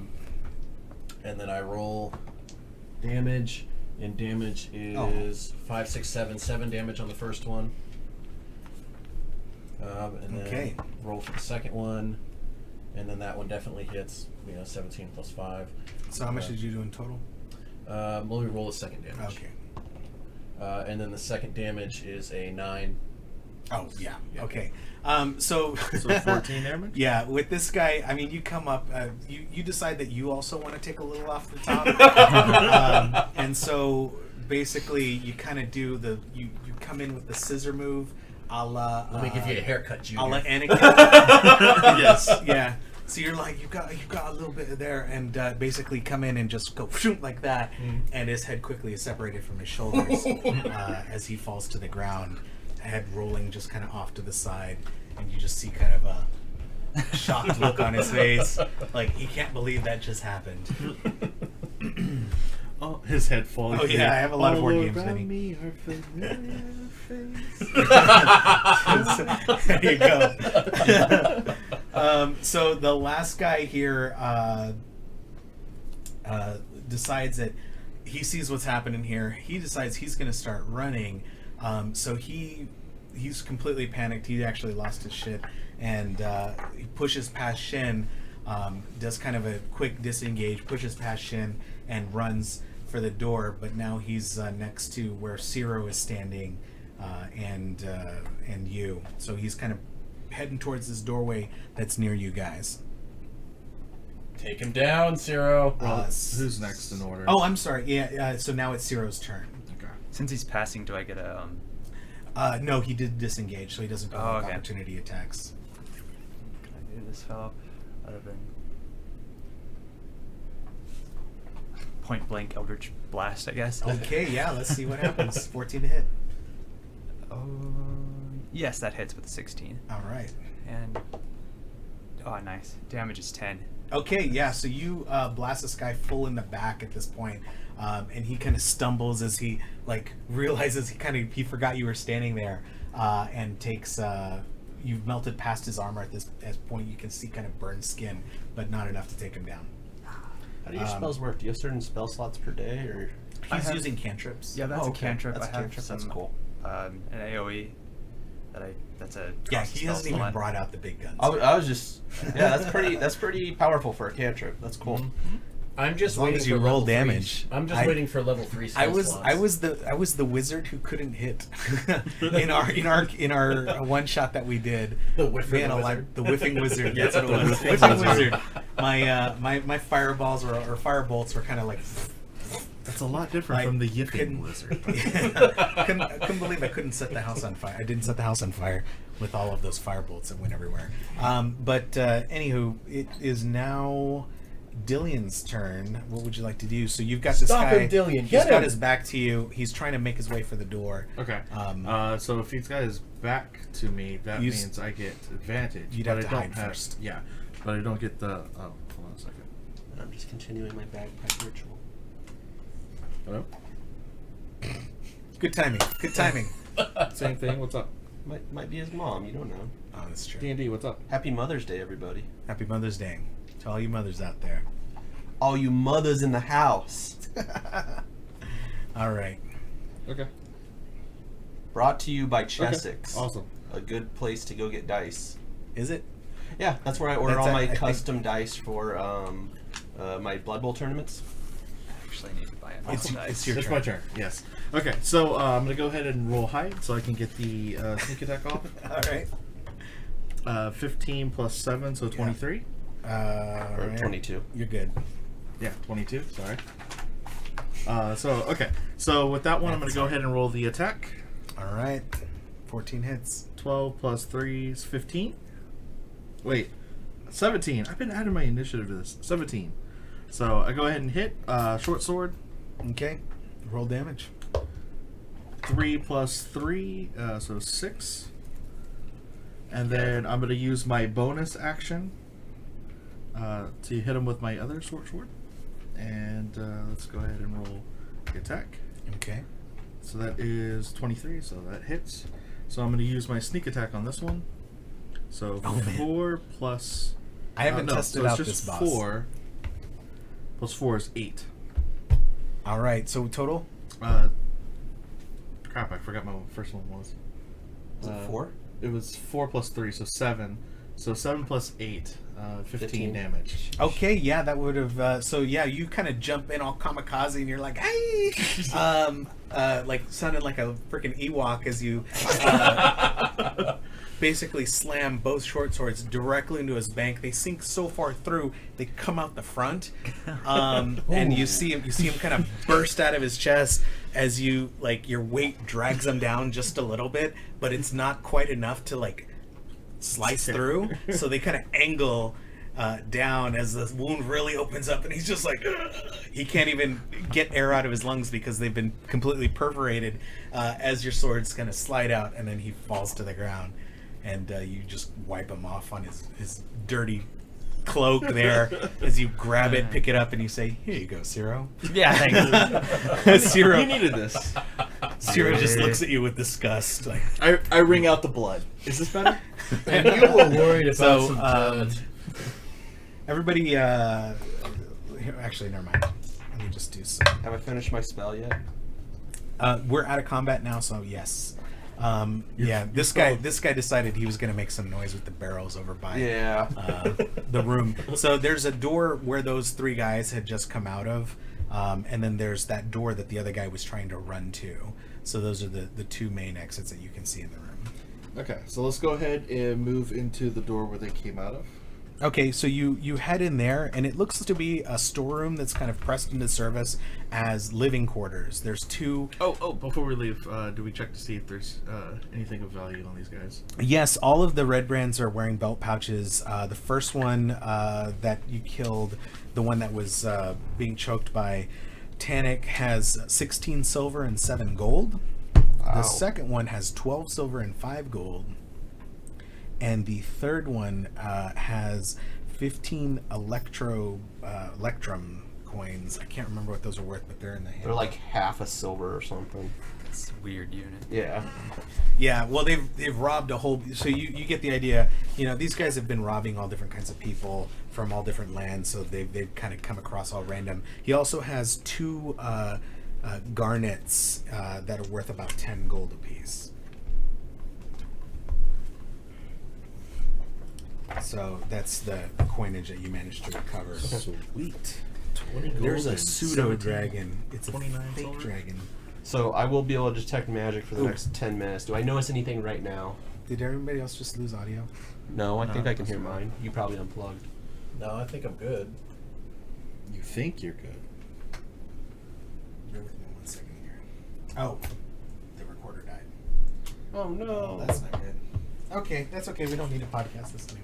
But we never even got the last one up at any point, did we? Yeah, we did. Oh, I got okay. the last one and the whole thing, but that's fine. I'm not super worried about this because this is kind of new. Also, I Brought can to you by- extract the we audio don't from know the what we're video doing. file, Okay. so I'm not super worried about it. So do I detect any magic at this point? No. Okay. So you everybody do a wisdom check. Or what are you doing with because they give you one of the robes. You Yeah, wanna you wash get- it off. Yeah, I'm gonna wash it off if it's all bloody Okay, and roll nasty. roll your wisdom. Well, I whiffed that one. 6. 18. 18. So 15 for me. actually, you notice a pouch under the water. I feel weird not hearing myself. Can you pass me one of those headphones? Yeah, you notice a pouch under the water. You retrieve it, and it's a waterproof skin, and inside is some awesome stuff. I'll tell you about here. In just a moment. In just a moment. This pouch brought to you by me not charging my batteries. Marvin forgetting to charge his batteries. All right. This moment is not brought to you by Duracell. Yeah. Because that shit would have kept going and going and going. I thought that was Energizer. Yeah, Oh, well, Energizer. Yeah, there we go. Hello, testing. Okay, there we go. All right. So yeah, you actually do manage to find the satchel hidden and it contains a potion of healing. Roll a wisdom check for me. another one? Another one. 15. So 10. You realize the second potion is actually a potion of invisibility.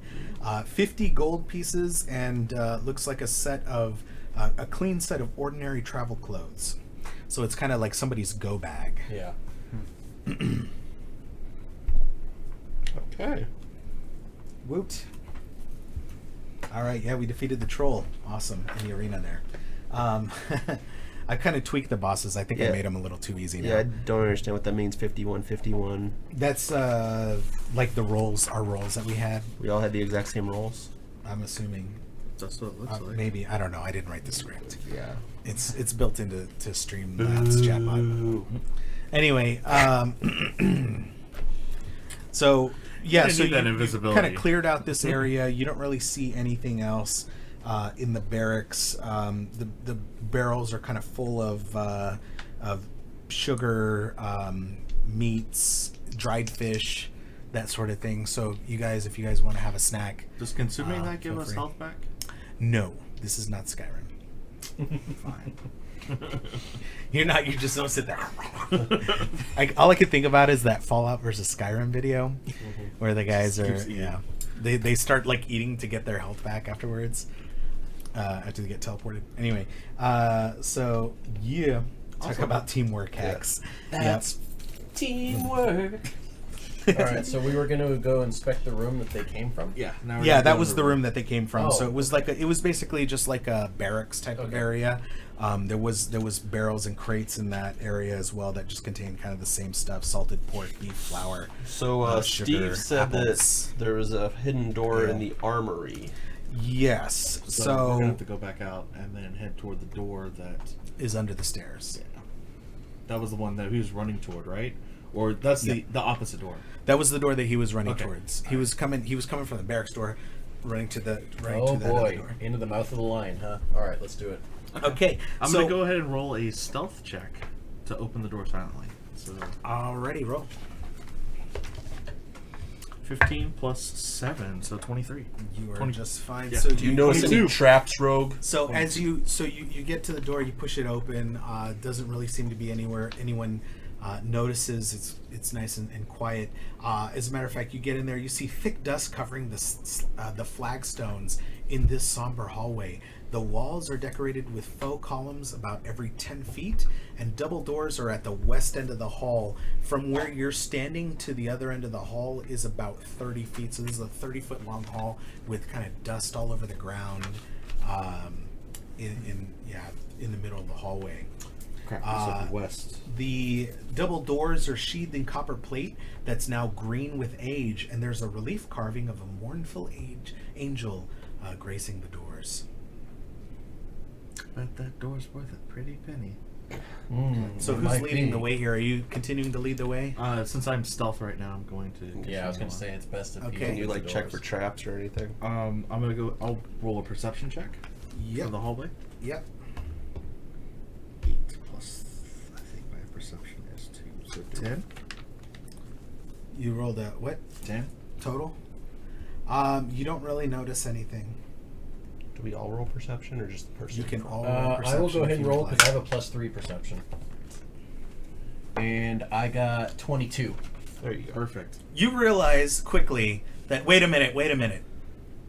Why is there so much dust on the floor if this is a hallway?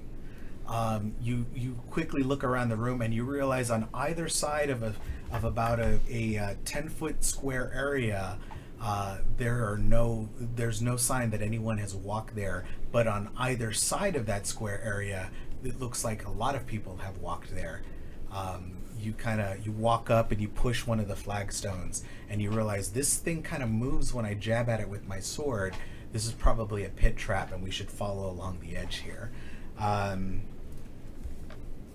So everybody, if you're going to go around the trap, go ahead and roll a dexterity and or acrobatics check.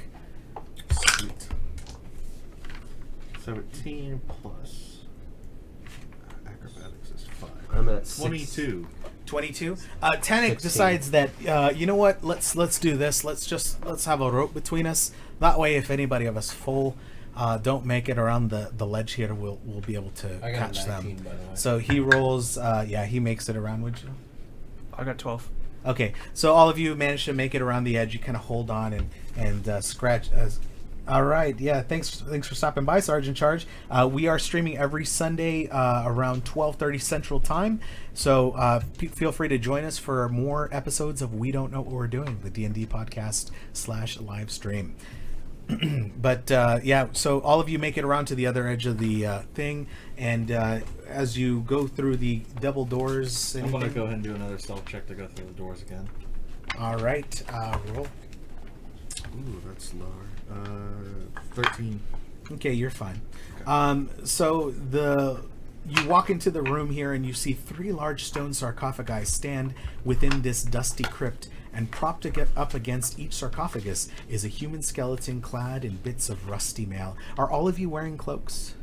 Yes. Okay. I'm not wearing I a am. cloak Okay. I washed. Okay. We're all That's wearing right, the you red watched cloaks. So false columns along the walls are carved in the image of spreading oak trees, and the double doors in the southeast corner, those are the doors I believe that you just came through. So these, the doors that you came through are sheathed in rusty copper plate. So you've got this room here that you're in is about 20 feet wide by 30 feet long. You're in the bottom southeast corner. On your left against the wall are 2 large sarcophagi. In front of you, directly to your right against the wall, is another sarcophagus. You see in the north west corner is another doorway, and then to your right against the northeast corner is another door. So you got a couple of doors there. Okay. I'll roll perception again. Oh, that was bad. Yeah, 5 total. I'll roll my perception as well. 15. Is there any writing on these sarcophagi, or anything on the walls? Snuffleupaguses. You don't really see anything. The lid of each sarcophagus is carved to depict the person entombed within. So there's 2 males, a human female. They all appear to be of noble bearing. If there's a Barnes in there, it could be Barnes and Nobles. No. No? Bards and nobles? Barnes and Bards and Bards. Nobles. Now that I'm here, it's Bards and Nobles. Nice. Okay, there you go. So what would you like to do now? Let me go ahead and see if I can use my thieves' tools and see if I can get the sarcophagus open. Yeah, no, you can open the sarcophagi pretty easily. Amid the bones, are you searching all of them? I'm gonna search. I'm gonna start in the bottom left-hand corner and go around. I don't So- notice any magic. No, there's no magic. Okay. Actually, I'm sorry. There are 3 skeletons that appear to be animated. Okay. So they've got a glowing aura about them. Guys. In the sarcophagus. As you get there's a skeleton propped up against each sarcophagus. However, as you approach them, nothing is happening. Okay. Guys, be careful with these skeletons. All right. Yeah, I'm still gonna go ahead and check the sarcophagus. Okay, in the first one, amid the bones, you kind of push the skeleton over, and it kind of just falls over, but it remains. You notice that it remains whole. Amid the bones in the sarcophagus, you find a platinum signet ring, worth about 50 gold, Awesome. and that's in the first one. All right. Well, I guess All right, I'm gonna go try ahead the and- second one. Okay, you find the same thing, as a matter of fact. Yeah. And then I'll go ahead and walk over to the female's tomb, the final one, and take a look at that one. Same thing. You find another platinum signet ring. Platinums. Is there anything special about the signet on the rings? It's the same spread in oak tree. I mean, this is the manor, so this is apparently their crypt. Okay. I'm gonna go ahead and walk toward the northeast door and see if I can open that one silently. Okay. So you peek in the door there. Roll a stealth check for me, please. 17. Total. Yeah. Okay. You peek in the door. You see a long room that's kind of partitioned into 3 areas with iron bars walling off the north and the south. There's filthy straw lines. The floor of the cells and hinged doors are secured by chains and padlocks. You see a pair of disheveled human women held in the cell to the south and a human boy in the north. They seem to all be dressed in plain gray tunics and have iron collars around their necks. There's also a heap of discarded clothing piled against the far wall. You notice 2 Red Brand ruffians standing guard, kind of right now they're currently taunting the prisoners. You ain't never gonna get out of here. As a matter of fact, I think I'll have my way with your mother. As this happens, Tannic is well, actually, here I'll let you kind of keep going there. Guys, But so Steve's- that's what you see. Steve did say that the prisoners were guarded by skeletons. Right. So, well, Detect magic. So, well, you know that I'm the looking skeletons yeah. that are in the room with you are animated. However, for some reason, they have not attacked you. Can we like try to break the skeletons apart? Let's not mess with those skeletons at the moment because gonna they say. think we're on their side. Yeah. Because we have the I have a cloaks. feeling I the feel like cloaks have cloaks are something to do really with that. But, So, well, I'm just saying, while they still think we're friendly, we could. Well, Try or to we could dismantle quietly them. sneak into the prison. That we moment have when your anything- party realizes something that you really want to tell them, but you didn't. do we have anything to disenchant magic? Because, I mean, even if we break them apart, if it's magic, it's going to pull them back together again. Nope, I can just detect it. Okay, so we don't have anything for that. Okay. Do we have... Ciro, roll an Arcana check.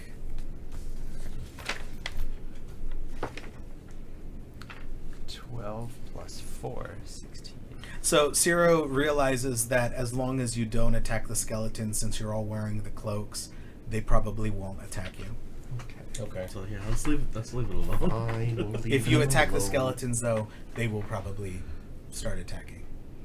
All right. Do we want to Do check we what's through the other door? Yeah, detect magic for... Well, actually, is there any other routes of escape in that room with the cells?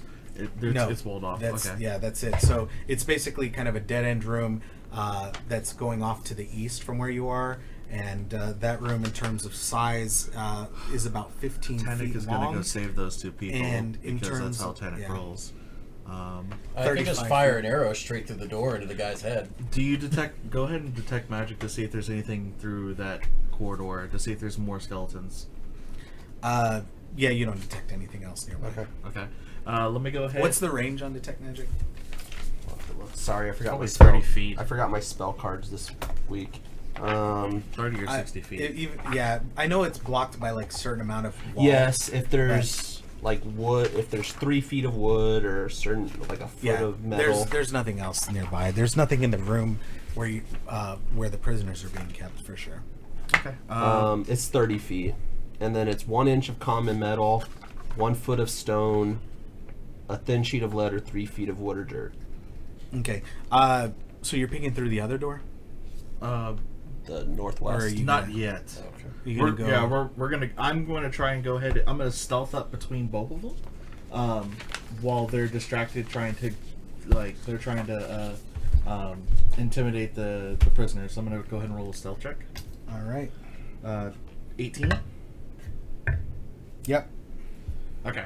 So with that, I'm going to go ahead and use my short sword. I'm going to attack the guy who is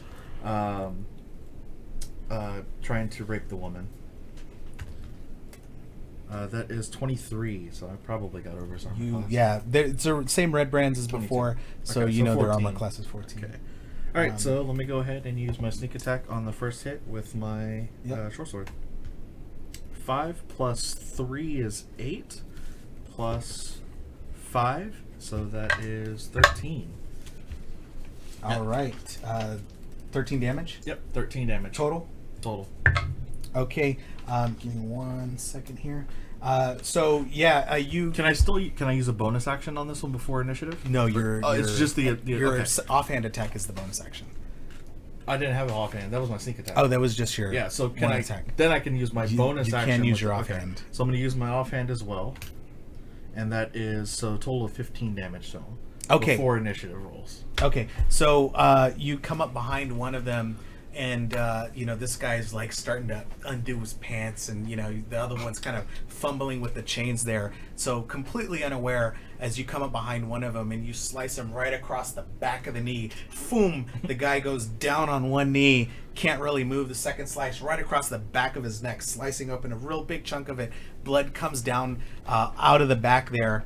As he kind of starts to slump over, and he managed to put his hand down and slowly kind of get himself back up, but he's bleeding real bad as he turns around. They both kind of see you there. Everybody, let's roll initiative, please. Come on. Oh my god, can I please try again? I rolled a 17. freaking 2 again. No, you can't try again. That's bullshit. Just you 5. have to believe. You have to believe. You have to believe. Okay, roll another die for me though, because you are tied with one of my thugs. So let's see what happens here. 15. There you go. Why did you roll Okay, out the so first you're time? going ahead of him. Fuck you. Okay, Dillian, what do you got? 17. 17. Tannic has got himself a 20. DJ, 16. 16. Zero. 3. 3. All right. So I think these guys will be dead before they get a chance to do anything. Zero's the only one that's going to go after them. Okay, so Tannic, completely enraged with what he's seeing in this sight, he snaps his whip at the one that was making the claims of doing those foul acts, and so he whips he throws his whip at the one that you've damaged, and basically at this point he snaps it again around the neck, yanks as hard as he can, and this time the head comes clean off as well. This is second decapitation in this campaign. I can't believe it. But yeah, you had basically, because you had sliced the back of his neck pretty thick, Pretty deep, yeah. pretty deep. So yeah, his head comes right off and comes rolling to a stop in front of him. The second guy freaks out as Dillian, you are up again. Awesome. So I'm going to go ahead and attack him as well. Yep. I don't have anything to hide behind, so just go ahead and do a standard attack. Yep.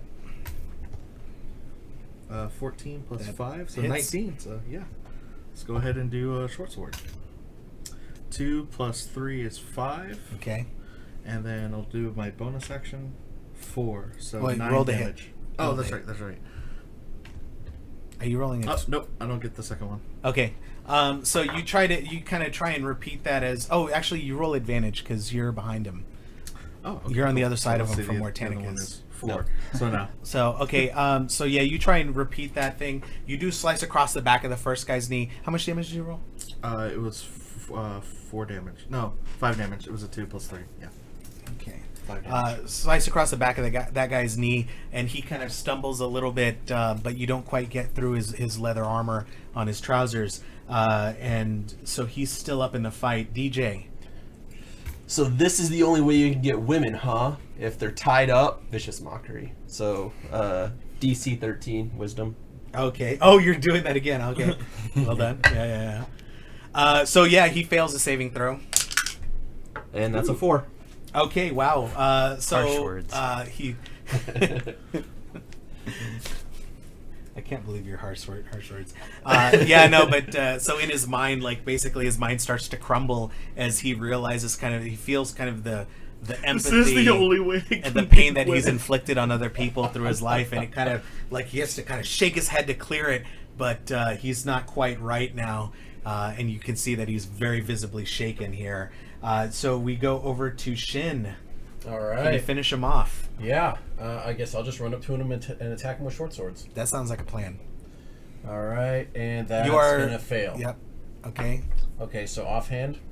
No, if it. Yeah, you have to hit. If it you have failed, to hit you with don't the get main hand offhand. to get offhand attack. Think of it Gotcha. as you're upset for balance, so you can't set up the next attack. Okay, so yeah, so he runs up. He kind of takes a swing at the first one. The guy manages to parry it, and so that kind of ends his turn.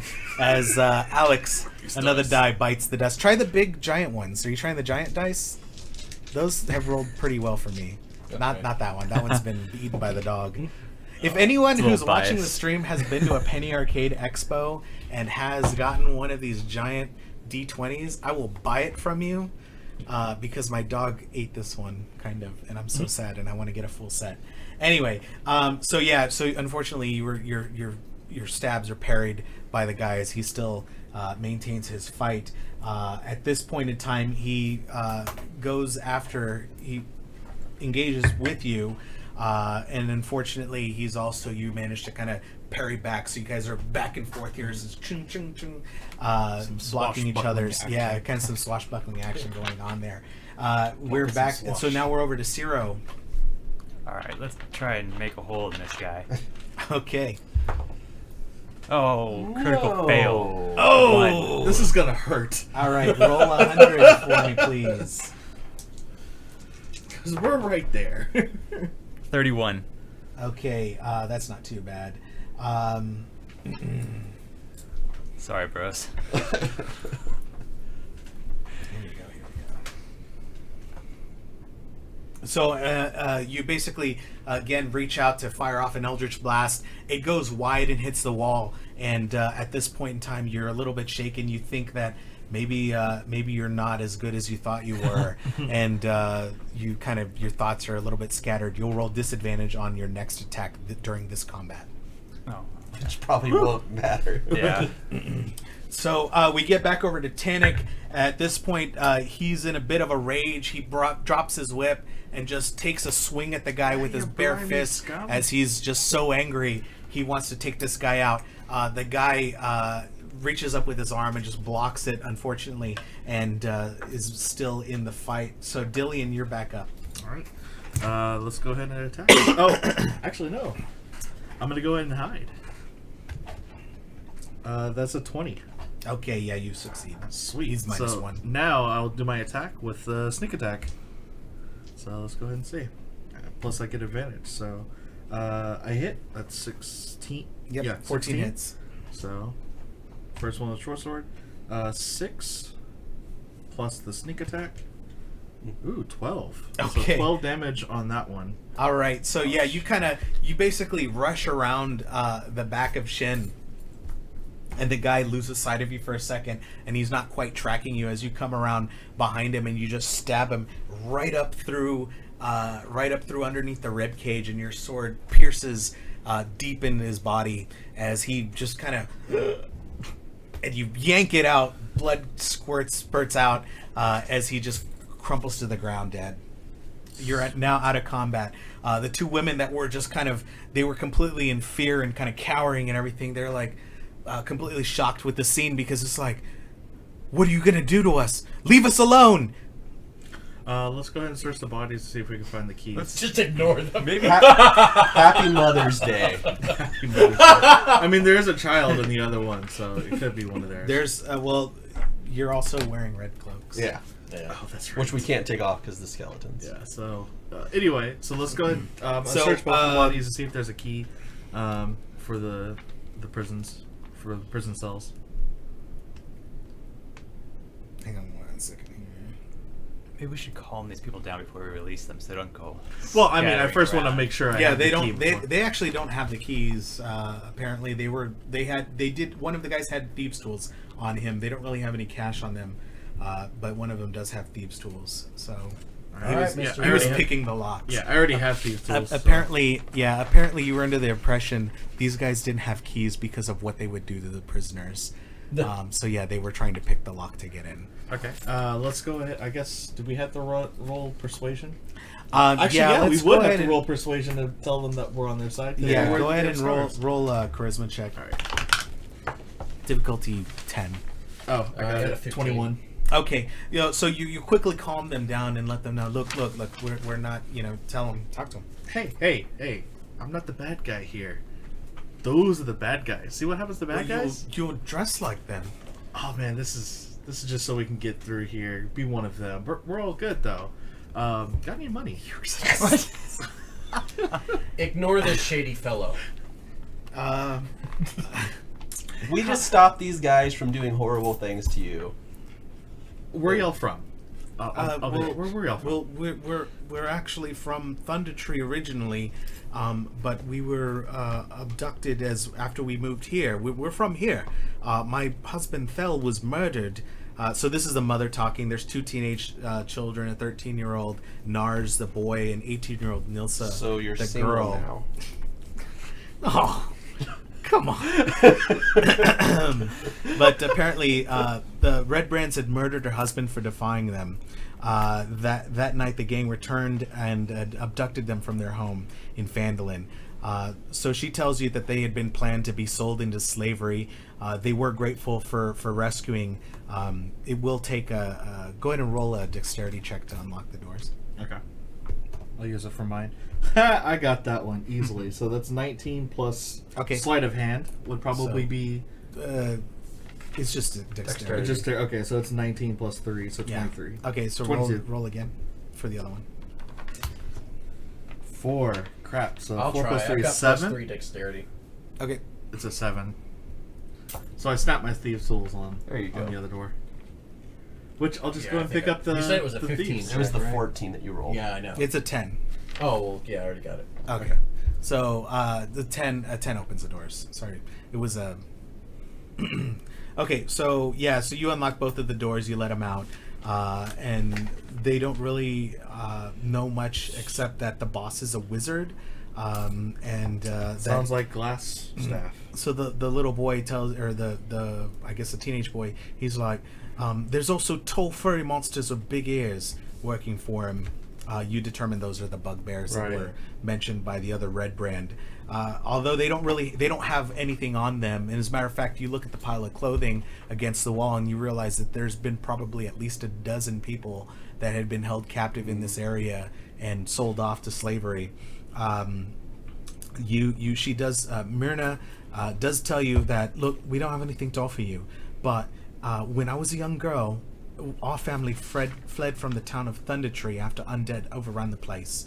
We had an herb and alchemy shop inside which a case containing an emerald necklace was hidden underneath a section of the storage shelves. And so she gives you more information about the location of Thunder Tree, as well as where the shop was in Thunder Tree and specifically where that necklace is. So if you ever visit there, you can recover that. She was a little girl, she doesn't know quite what it's worth, but she figures it's a suitable reward. Are y'all still familiar with the alchemy arts? The what? Are they still skilled within alchemy? No, she was a kid. So that was when she was a child. Her parents fled from Thunder Tree. Gotcha. Okay, so she didn't. So they didn't retain any of the alchemy or anything like that. Probably not much of an alchemist at like 7 years old. So you all wait. Hold on. So you get when No. you guys leave here. Her father was her husband was a prospector. So he was mining for gold in the mountains. So we're gonna give them directions out of here. Tell them they need to wear robes. They need to watch out for the Skeletons. trap And the traps. Okay. Right. on their way out. Just make sure they're safe when they're leaving. We'll go ahead and put the robe. Oh crap! You don't have enough. We could put the 2 robes on the women, and then go ahead and bind the children, and just let them know that they're transporting slaves. So act like they're transporting the children out. So You take them out into the other room, and the skeletons don't attack. Okay, cool. We'll go ahead and tell them to go through the traps on how to avoid them, and that way they can escape back into town. We also tell them to go ahead and look for Sildred. Who was Sildar. Sildar. And also the acting sheriff. Yeah, tell That's Sildar is the Okay. acting. Tell Yeah, cool. Sildar that DJ sent you. Hey-yo. All right. So Right. so they get out of there, and everyone can help themselves to. It's on those bodies. Oh yeah, there was nothing They didn't else. really have any. No, Yeah, they didn't just have thieves' anything. tools. So everyone can help themselves to 60 XP. Nice. So that's now 140. Sweet. So up to like 440 now. What? How much did you give us? 300 before, or That was divided. no? that was- The original from last campaign that would leveled us up. Yeah, you basically got exactly 300. Okay, so we're at 404 right Okay. now. Alright. So now we're going to be back in the chamber with the skeletons. Mhm. I'm going to go ahead and roll a stealth roll to check on the northwestern door. 13? So you take a look in the door, you don't really see anything. It's just another hallway. On the right, it's a small hallway about 15 feet long and about 5 feet wide. On the right-hand side, there's a doorway, another doorway. So my detect magic's probably worn off by now. Do we want to take 10 minutes? Probably not. Yes, because I want to go ahead and get my hit points back. So let's go ahead and take You It's going wanna- to take an hour. Yeah, that'd be an hour to do that. We have potions. I have healing. I mean, How much have should you be lost? okay. 5. I've lost a third of my health. Actually, I'm at 14. Quarter. Okay, technically. so if you guys, you can go Not out third. of the manor if you want. You can. No, go- let's you, keep pressing. you could escort the kids back to town Uh, and then drop them off, take an hour, come back. but then they're gonna find Everybody's these they're bodies. gonna find out. So let's go ahead and let's take Yeah, you do notice quick that 10-minute. the things are refilled every few hours. So you probably don't have more than a couple of hours before at least someone comes to do maintenance on all of the oil lamps that are around this place to Alex, refill go ahead and them. do a perception check down the hallway, see if you find anything. Yeah. Yeah, no. Let me go ahead and roll my perception check. 20. Okay, so you kind of look down the hallway. You realize that the ground in front of the left-hand side across from the door has been scraped several times, so it looks like that's where that secret door is. So the door to your right is probably the door on the right-hand side at the end of the hallway Is the armory. probably the armory. Okay. And there's nothing else in that hallway, so it's just the door on the right. And then the secret door on the left. And okay. Where did you say the secret door went again? Oh, that's the one with the eye monster. Yeah. That one. Do we want to kill it? Sounds. I'm not sure we're gonna have a choice. Sounds rough. Wait until my computer restarts so I can see all my stats again. Can I do is there any special requirements to open up that secret door? No, the secret doors are basically just stone. They look like stone walls. Okay. But when you push on it, it's on an iron hinge, Right. so that can swing either way. So you guys I'm going to do a stealth check to look through the secret door. I'm doing my Okay. detect magic while they're doing all this crap. All right. I thought we already waited. Oh, Yeah. I didn't. Okay. I was Yeah, just we making waited, sure. so you should have it for the Oh, next okay. 10 minutes. Okay, we did wait. All right. We waited briefly in there before we went. Okay. So I have a 25 for my self check. Yeah, you're good. You're good. You look in there, and apparently this area is the north end of of a large natural cavern, but it has been finished with dressed stone block walls and a flagstone floor. Several barrels are stored against the walls here, along with a number of empty crates, straw for packing, hammers, pry bars, and nails. The cavern continues for some distance to the south. You can make out several passages that open up off of the larger cavern and what looks like a deep pit or crevasse in the floor. You don't really see anything else. There doesn't seem to be anyone there.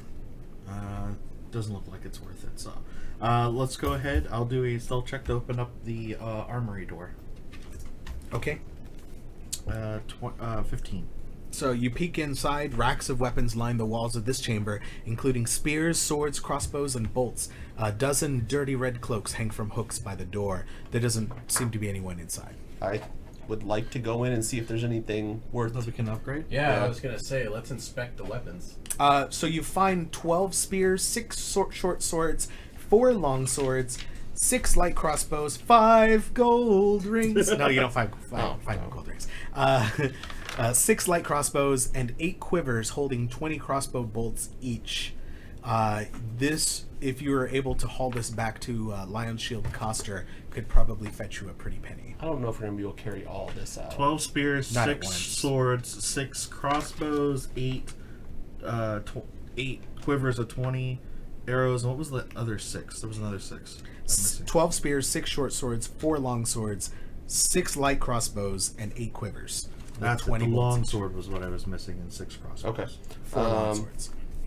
What's the average weight of all those? Because we could probably load up Tannic and Or we Shin. just I was gonna say we could wait until we're on our way Yeah. out after we kill everything. clear the rest of the castle and then. Well, I mean, we could. He's just like, go, here oh, yeah. comes the money. money, Cha-ching! money. All right, so, but that was it. There's no other. Is there any doors in this armory? No, that was the only door. Okay, And there's so- but once we come back up the hallway, there's no other door. Right? You said there was. well, no, we have to go down There's the cavern. so directly across from the door that you entered to get to the armory is the secret door that leads to the cavern. So that's going. So basically, you entered from the east, and you're slowly making your way west. Right. And So you're there's at the no door north at the end of the west of this hallway. Well, that's the secret door. Secret door is to the west. But there's just the door two that you doors. came There's in the is the secret one door to and the there's the south. armory door. Yeah, and then the one that you came in. Yeah. Okay. So- So yeah, I guess we gotta go through the secret door. Yeah. All right. So All right. we're in that little area with the flagstone. Alex, roll a perception. But none, Alright, none of the Sure there's- weapons were magical. No. 10.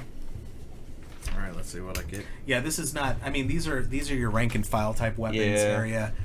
You have a feeling if there were magical weapons, they would either be on a person of high rank or locked away somewhere very, very secure. Okay, I got 20 as we walk into the cave for the perception check. Okay, yeah, you don't really see anything special. There's no traps that you can tell. You look through the provisions there. There's about 30 beaver pelts that are worth 2 gold apiece.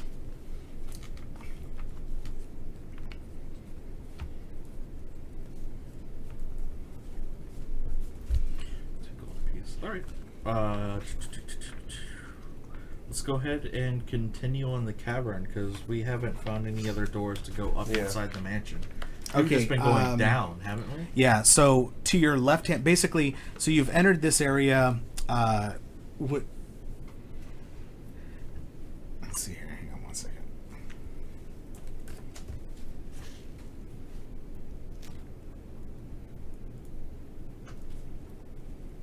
Actually, roll again for me. Everybody roll perception. Again? Yeah. Damn it. 11. 3. 17. 14 plus perception for 2.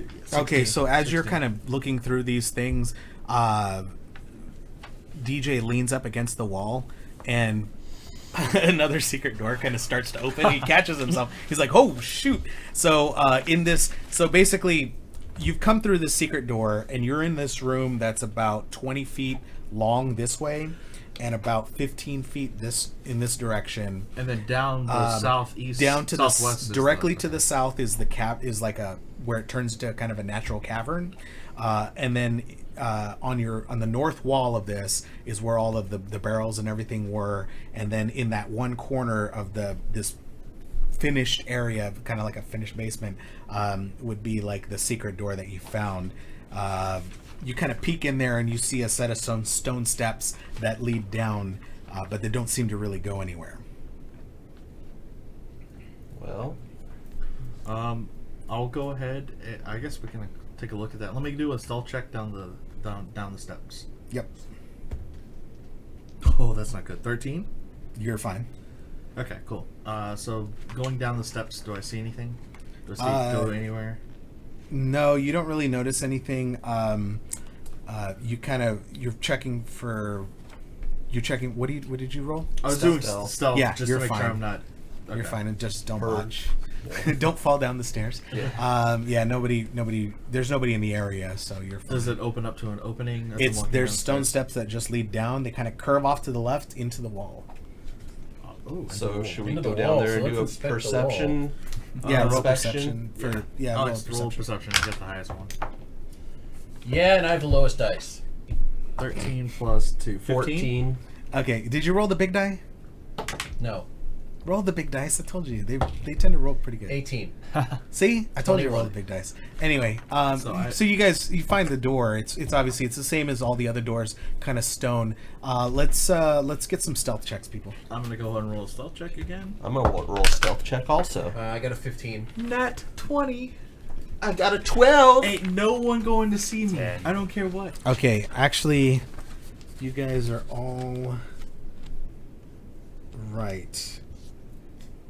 Yeah, you guys are all right. Okay, so Aw, nothing special with my nat 20? No.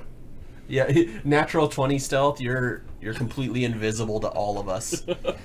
We Dude, don't- I just completely disappeared. That's what happened. Yeah. oh, nice. Okay, all right. So you peek in the room. The walls of this bedchamber are covered with drapes of scarlet cloth. The furnishings include a small writing desk with a matching chair, a comfortable-looking bed, and a wooden chest at the foot of the bed. Sitting at the desk is a short, dark-bearded human male in robes studying a tome. He wears a princely mantle of ermine. A beautiful glass staff leans against his chair within easy reach. Let's see here. Who rolled? I got the nat 20. Okay, So I'm so- going in to take that damn staff. So roll to attack, please. No. You're gonna try and. I'm not He's gonna try to attacking. steal the I'm staff. stealing the staff. Okay. I've got 20, so I'm just going to roll sleight of hand to take the staff. Roll again. 17. All right. So you managed to grab the staff and you're taking it back into the hallway. Yes. Okay. So you sneak around the guy, grab the staff slowly, and take it back into the hallway with you guys. Guys, shit. I got his staff. Should we shatter it or should we? Can I hand it to quickly him? inspect it with Arcana? Yeah. Yes. Yes. Roll please. 15. not gonna make it. Is there Okay. anything we can do? Okay. It's obviously magical. You don't quite know what it does. So yeah. I'm gonna leave this out here in the hallway, so we're gonna go ahead and get it. Obviously, But it is his it is weapon magical. of choice. It is a magical weapon. So him not having it Would is be- probably yeah. a big advantage for you guys. I was gonna So- say, can I just fire an arrow at his head straight through the door right Not now? yet, because that usually never can kill someone. So I'm gonna still back You in. can usually never kill someone, Alex. No, in Well, general, we just in general, can't there's not a kill lot people. of one-shotting in D&D. Unless you're an assassin like me. Yeah, unless you can do sneak attacks and do triple damage and all that crap. Considering with he's an known as attack. the glass staff So- wizard.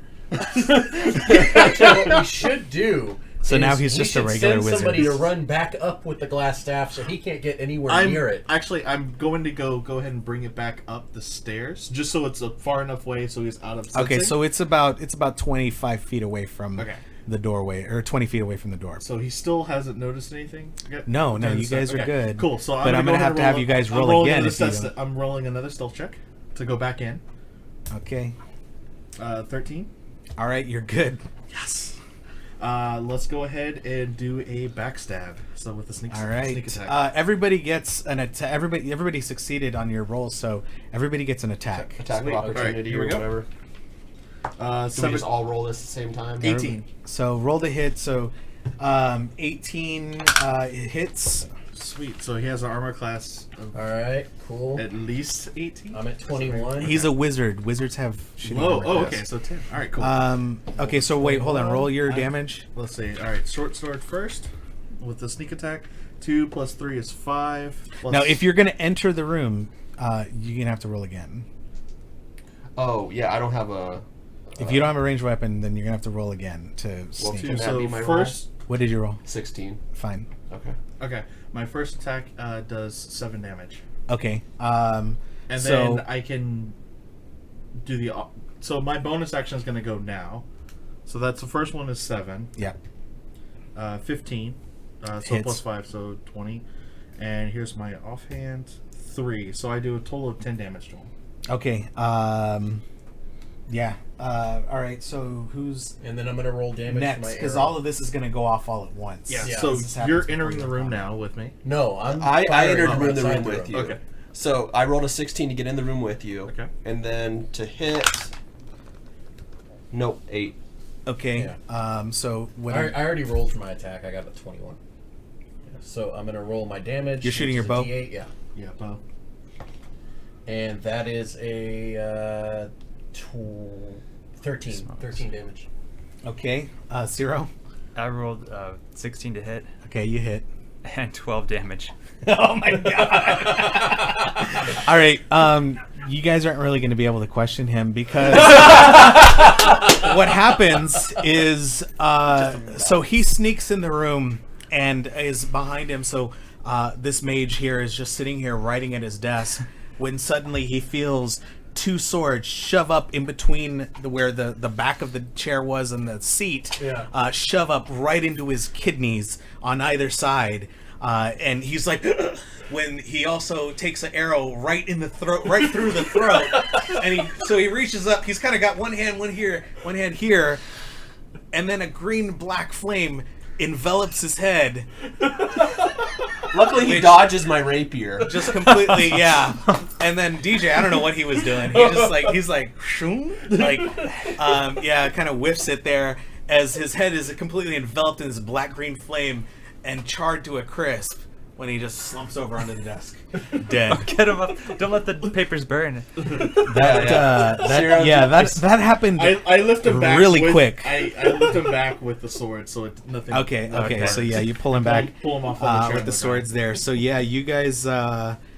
Can we You look guys- at his... I want you Did to... him wrong. That was supposed to be a boss character. Do you want to do an Arcana check on his tomes? Yeah, I want to look through his writings first. Okay, so the first thing that you notice is actually a letter from the Black Spider, Ooh. and that's kind of the Big one thing. thing there that's on the desk. Let me find. I love that there's like this whole section role playing Irano, or role playing. Oops. Yeah. Role playing this guy here. Yeah, the glass staff wizard. Along with that, you find documents that reveal that this is Irino, the wizard that was missing. He had installed himself as the leader of the Red Brands. No one knew who he was, which is why Sildar thought he was missing. Papers notes, these are Irino's written orders to apothecaries and alchemists in nearby settlements for more materials for his workshop. You find this letter signed by with the black spider symbol. Lord Albrecht, my spies in Neverwinter tell me that strangers are due to arrive in Phandelver. They could be working for the dwarves. Capture them if you can, kill them if you must, but don't allow them to upset our plans. See that any dwarven maps in their possession are delivered to me with haste. I'm counting on you, Irino. Don't disappoint me. Well, he's gonna have a hard time. Dishonor on you, dishonor on your cow.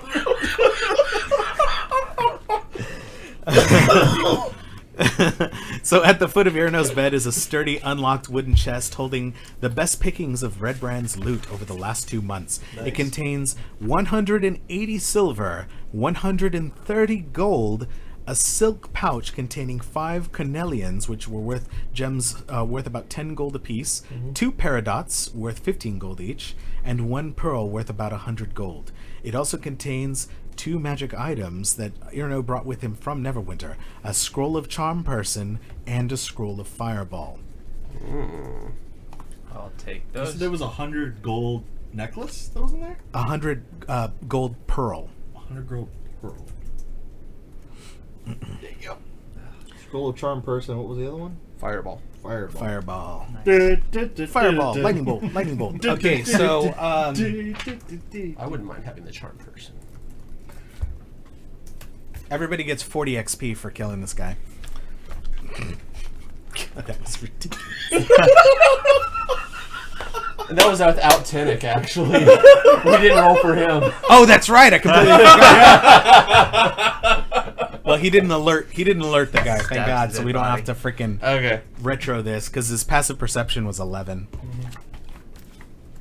All right, so the spider. All right, so you know that there's still more to this cavern you haven't explored. Mm-hmm. We still have to find that eye monster somewhere. Well, I think Ciro should take the glass staff. Just okay. Do you guys want to take some time? Yeah, we're actually in a place where we can kind of rest, couldn't we? Yeah, I doubt anyone would be coming into his chamber. Yeah. But I don't know if we want to take a full hour here, do we? Hour is the minimum. I know. Yeah, if you're going to take a rest, you have to take an hour. Yeah. Well, I'm just saying. You know. Let's see. So all we have left is to go through that cavern. But, I mean, we found the main guy, so, I mean, there's not really much else. Well, apparently he does have a wizard's workshop here because that's what some of those orders to apothecaries. So he's got probably potions or other stockpiles of magical, who knows what. In this room? No, not in the this cave. room. It would be in that cave area. You're just in his bedroom. Okay. Did we notice anything else in the room? Have we? Nope. Okay. That's everything. It's fairly small. The room itself is only like 10 foot by 10 foot. So all right, I'm still actually good. I guess it's I 20 don't need feet to take a by rest. 15. So Yeah, I think we should keep just lay moving down on in his bed. That was so fast. My detect magic is still. There was working. a robe, right? In that box. What was the robe? No, it was just a silk little bag. Oh, silk pouch. That's right. Silk pouch. Yeah. With 10, 5 5 gold canelians, pieces. 2 paradots, 1 pearl. And a partridge in a pear tree. Yeah. Okay. So let's go ahead and go back up the staircase and in the staircase, or was there out of? So there's a door out of his room. Yeah. Oh. You came in the secret door. Yeah. So we need to go out the main door. Let me go ahead and do a Yeah, stealth do you wanna- roll. Ooh, 13. I'll do a stealth roll, actually. I have good stealth. I just noticed it. I have a stealth plus 5. Hold on here. 15. Not much better, but... Okay, so you we can peek through hear the door. bubbling and dripping sounds through the door of the room. As you peek in, you see what appears to be a wizard's workshop. A rat. You notice a dead rat in the middle of the floor, and there's a large work table set up with amblix, retorts, distillation coils, other alchemical devices. All of it stewing and bubbling away. Bookshelves are crowded with sheaves of parchments and strange-looking tomes. Roll Arcana check for me, please. Difficulty 10. Yeah. Actually, That's fine. Okay, so you realize that the rat was probably his familiar, and died as soon as he did because it shared a psychic link with him. I just scooted aside with my foot. Yeah, Nice. and it was probably like a lookout, being in the room right before his bedroom. Yeah. So Except we came you in realize roll for two another guys. roll another Arcana check, difficulty 5. Pass. Okay, Irino, it looks like Irino's trying to master the art of brewing potions and concocting chemical mixtures. The books and notes scattered around the room are basic texts on alchemy. You can see that Irino's apparatus appears to be set up to brew potions of invisibility, not that he has succeeded so far. Among the books is a tome written in Dwarvish. Does anyone here read Dwarvish? I can read anything. Oh, anything? Anything. Holy shit.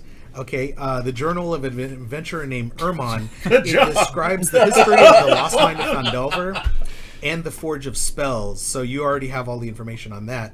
In addition, Ermon records that a magic mace named Lightbringer was commissioned by priests of Lathander, the god of dawn, from the mages working with the Noves and the Dwarves in Phandelver's pact.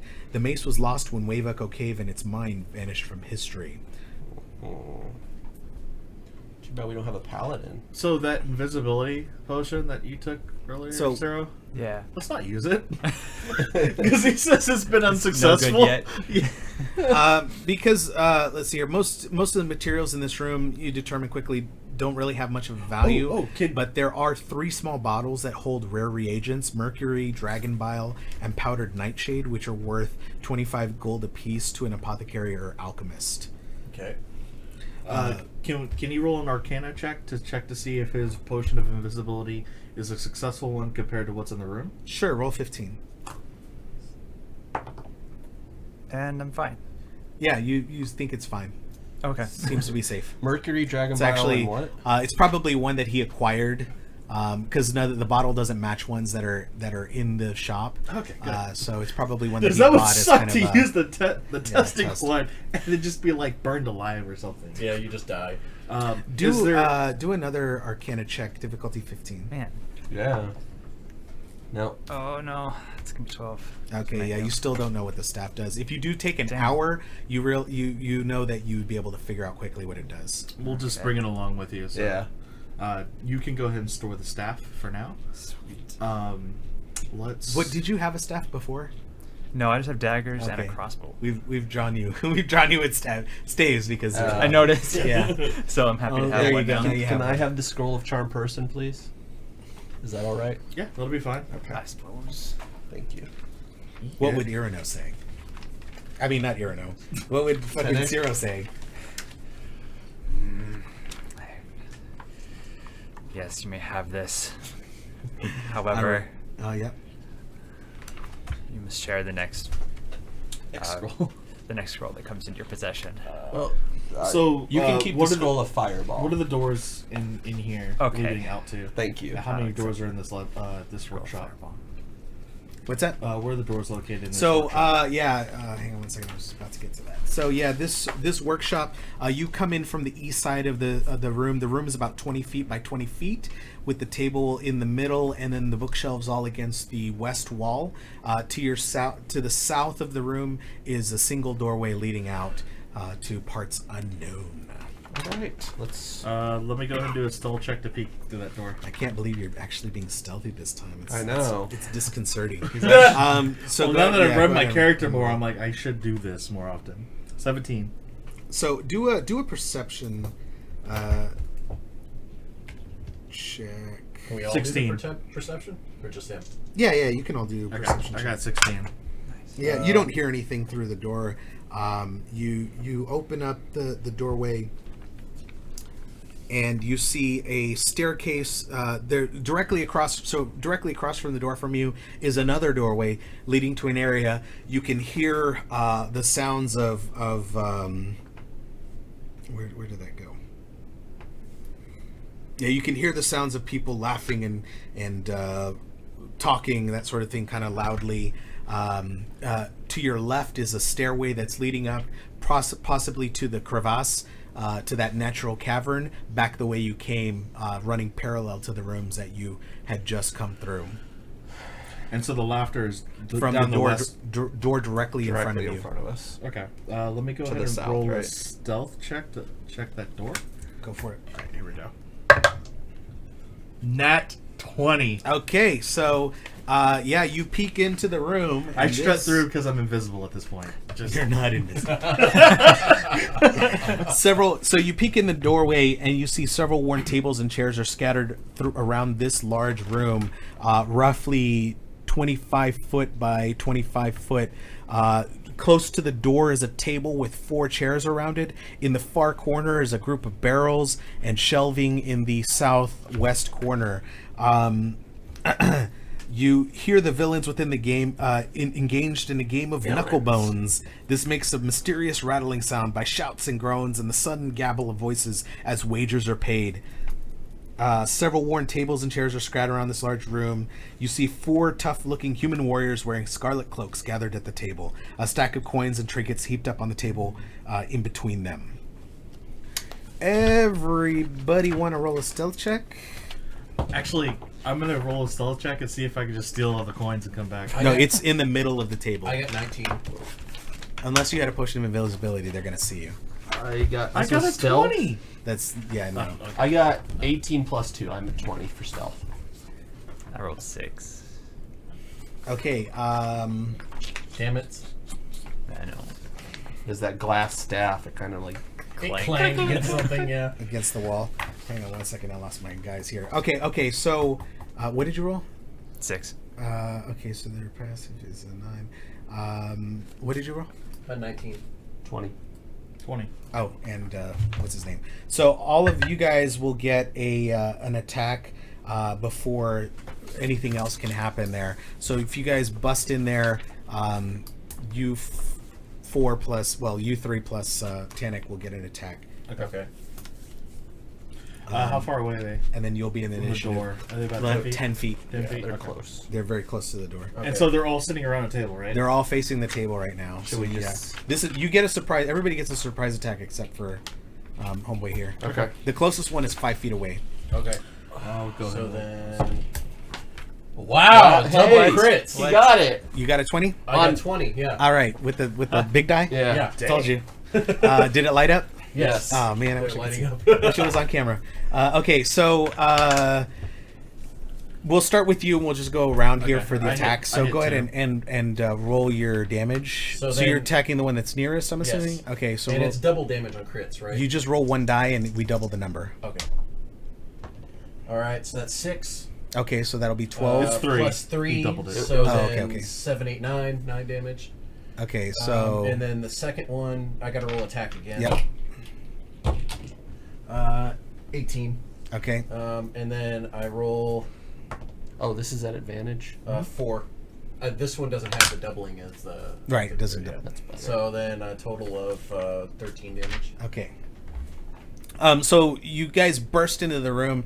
The first thing that happens is he kind of comes in slashing, and hits the first guy in the back, because he's facing the table there. So you hit the first guy across the back, and it just catches him like as he starts to fly forward. He kind of braces himself against the table, but has taken so much damage that he's just a bloody mess as he tries to recover slowly.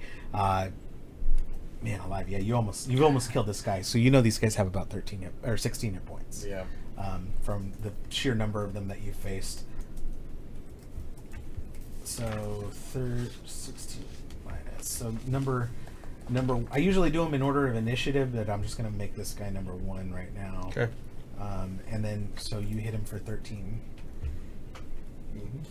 Okay, so what do you have? Who's DJ? I rolled 15. Okay, so yeah, you hit. Their armor class is 14. And is that a 7 or a 1? That's a 1. So just 2 points of damage. To which one? The one that he hit. Okay, so yeah, you stab him 2 points. Yes. I rolled a 1 on the D8. Oh my Come God. on, man! You could have finished him off. Yeah, so you stab him through, do a little bit of damage, but unfortunately you don't quite pierce all the way through his armor, and just kind of. I am not a melee bard, obviously. Okay. All right. So mine, I rolled a 15, so I'm going to attack now. So short sword. Are you going to be good at anything? No. Yeah. So that's 2 plus 3, that's 5. Okay. Plus the wait, sneak attack with that. Which one are you attacking? I'm attacking the far side one. Okay. So there's the thug ones that they're getting. I'm going to attack the far side. We are since playing we're all- Dungeons and Dragons. Since we're all Yes. melee, I get sneak attack regardless. What's up, Diesel Dog? So that was 5 plus the sneak attack plus 3, so 8 damage. Okay. And then my offhand, so 10 damage to the far side guy. Okay, so you run into the room as you basically grab onto the guy that's just taken a hit from Shin here and DJ. You grab onto his shoulder, use him to propel yourself up onto the table, and then stab at this one right in front of you with your 2 short swords into his chest, dealing pretty heavy damage to him. He's still up and running, still up in the fight though, and Tannic also enters the room, swings his whip. Unfortunately, it just swings right past the other one of the other thugs off to the side's head as he dodges and misses. So it's all roll some initiative. So I got 12. 18. Also, if we do pictures again for this campaign, I hope we take the one with me just sneaking away with the with this thing. No, the way that scene should be drawn is he should be sneaking away, and then we all just bury Yes, him. it just As I'm just walking away with the staff. Okay, so Tannic rolls himself 2 plus 3 is 5. So he will. Yeah, that's not good. Rolled an 8. Ciro rolled an 8. Dillian 18. 18. DJ 17. 17. Shin. 12. It is a lot of fun, Diesel 12. Dog. We're doing a And, campaign called The Mines of Phandelver or something. Phandelver. And it's just one of the intro campaigns for D&D 5th edition. Yeah. So this is the adventure that comes in the starter set. So if you go on Amazon or to your local game shop and you buy the Dungeons and Dragons starter set, it'll come with the basic rules to kind of get you going and a small campaign book that's about 60 pages long. This right here, guys, if you want to check it out. It's called The Lost Mines of Phandelver. You do want somebody to function kind of as the dungeon master. They're sort of the referee of the game and tell the players what's happening as they roll the dice. So you roll dice to determine, whether the actions that you want to perform succeed or fail, and from there it goes. It's more than just combat. Combat is a large part of it, especially in this beginner campaign. But there's also puzzles to solve, information to get. So that for me, combat is like kind of 20% of the fun in D&D, and then the other 80% is just seeing how the characters interact with other people that are in this world. So they just rescued some people that had been captured by these brigands that were about to be sold into slavery, and freed them and helped them get back to town. And right now they're kind of cleaning up the rest of this. These guys tend to kind of circumvent all of the hurdles, go straight to the boss, kill him, and then mop up everything afterwards. I can't believe you guys did that. So we did that to twice. Clark. And Yeah, now you we've did that done to it Clark, the- and now you did it to Ira now. But yeah, Diesel Dog, I am thinking of doing a remote Blame the game. rogue. I'm thinking of doing a remote game via Discord. So if you're interested, if you look down in my panels here on my channel, check out my Discord. Add my Discord there. If I get 4 people that are interested in doing a D&D remote campaign, we can probably work something out during the week whenever everybody has availability, and do some short adventures and get people introduced to the world of Dungeons and Dragons. So, yeah. All right. So we've got And just to add, we can make sure you don't know what you're doing with it. Zero. Did you give me yours? Oh, what do you want? You gave me Brought to you by Old Age Age. initiative, right? Yeah, I think I gave you 6. Okay. Is that right? 9, 8. Okay. I think it was 8. Okay, I was just double checking because I couldn't remember if I'd done the sort yet or not. Okay, so Dillian will be up first. All right. So, Okay. So wait. one's like So you're critically you're injured. currently standing on top of the table, right in the middle of the Yeah, 4 I'm guys, right in the guy's with chest right 2 now. swords stuck in the guy's chest. What would you like to do now? I'd like to Go to Disney. I'm going to Disney World. Go to Disney World. Let's go ahead and see if I can finish off that guy. All right. 7 plus 5 is 12. 12. Crap, No. I don't get to do it. That's a no. So- You yank your swords out and you kind of take a swing because you're like, I'm gonna cut this guy's throat because you're a freaking sick bastard. But he's kind of recovered. He actually accidentally staggers back from the two swords that have just been yanked from his chest, blood gushing out over his armor, and you just barely missed him as the sword just goes. It graces by. Right So there. I'll take my bonus action to disengage back behind DJ because you were attacking, and you attacked with your sword too. Yeah. Oh, He stabbed that one guy in the back. Then I'm gonna go ahead and disengage behind Shin. Okay. So you hop off the table, back off before they have a chance to react. Acrobatics check. Yep. Let's do it. Difficulty 10. 5 plus 5, 10. Okay. I just do it. Okay. All right. So yeah, you managed to. As you do that thing, you do a little backflip off of the table. So you just see this little short 3.5-foot guy do a flip off the table wearing a scarlet red cloak, and then duck behind Shin. DJ, you are up. Let's see if you can land a hit this time, or Well- let's see if you can finish off this guy, please. You want me to finish off the guy? Can you? Can I finish him Can off? you use a toothpick there? Well, I was gonna finish him off with my spit flames. Yeah. Spit flames. You have to kill him with a pencil. I'm gonna kill him with my vicious mockery. Oh my god!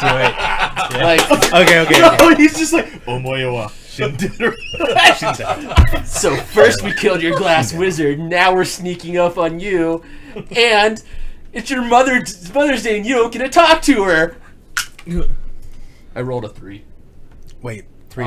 Well, you have to do. That's right. A Wisdom DC of 13. Yeah, he totally fails. 3 damage. He rolled a 2. So he, as he's standing there bleeding from multiple wounds in his back, his mind just slowly gives out as he gives up the will to live and crumples to the ground bleeding. Dead. So that was. I think that's my first killing blow, actually. With words too. Well, you took him out of the lineup because he was ready to go next. Oh, nice. So Shin, you are up, sir. What would you like to do now? All right. I will attack. So there's 3 guys left. One on your right, one on your left. They're on either side of the table. Across from the table is the guy that Dillian stabbed in the chest. Okay. That's kind of staggering there. Ladies and gentlemen, this is the first time he's got my name right. Second, I did it earlier. Okay. Bob Dillion. Let me just attack the one on the right, I guess. Okay, roll. 14 to hit. That's a critical fail. Oh, Well, it's not critical No, it's fail, not, just but a it may as fail. well be. It's a 5. oh. God, don't get my hopes up. Yeah. Man. I'm like fumble table. Okay, so I'm yeah, going to run away then. you're gonna back off. Yes. Okay, Disengage? okay. No, you can't do that. You're You know, if you try and back off now, they're they'll gonna get be able attack to of attack you. opportunities. They'll have a But I chance to don't swing want at to you. run past them. Just stay there. You're within striking distance of them. That's the point. Fine. I don't You're want- the warrior. Take. I don't want. No, he's the ranger. Oh yeah, you're the ranger. That's We right. don't have Ranger, warriors. one of them We have a rangers. Yeah. He's a fighter. We have an earnest fighter. Tannic. It's just extremely disappointing when you waste your entire turn and don't get to do anything. Yeah, I know. Believe me. I was gonna say, welcome to DJ's life. Yeah. There you go. All right. So, Mine would be very uneventful if I didn't have my. okay, bonus Ciro, actions. you're up. What would you like to do, sir? All right, now how far am I away from these You are folks? very, very close. You're 10 feet 10 away feet, from the yeah. nearest one. The You're danger furthest, close. the furthest that you would be able to get is going to be if you go all the way to the far corner, but that would put you right past one of them, so he'd be able to take a swing at you. Yeah. The How best far thing away that you can hope to do is stay behind Shin and Tannic. How far am I away from the farthest That's one? like gin and tonic. Huh? How far am I away from the farthest one? The furthest one is the one that's across the table from you, about 10 feet. From me? Yeah, the other 2 are 5 feet away. Oh, this is pretty cool. Yeah, we okay. came right out the door, and it was there. Yeah, they're right next to the doorway. Actually, 2 of them are 10 feet away. One of them's 5 feet away. So let's do something different. But Nice. Shin is blocking access to the one that's on your right. Tannic is blocking access to the one on your left. That's fine. I'm gonna cast Shoot Arms of straight Hadar. across the table. You're gonna cross it. What? I'm gonna cast Arms of Hadar. Okay, what does that do? And says you invoke Power of Hair, the Dark Hunger. Tendrils of dark energy erupt from you and batter all creatures within 10 feet of you. Are we considered creatures? That's going to hit everybody. I was gonna Hold on a say. sec. Yeah, we're considered creatures with that. Is there a saving throw for that? Yeah, there is. I just. Never mind. Let's not do that since everybody's going to be taking damage. I mean, we could do saving throw, or isn't there something we can do to get out of it? Get it. Nope. Okay, never mind. I mean, you could try and make a saving throw, but so will the enemies. Generally, It's if it 2d6. says. It'd be kind of painful if you. Ooh, Let's yeah. not do that. All right.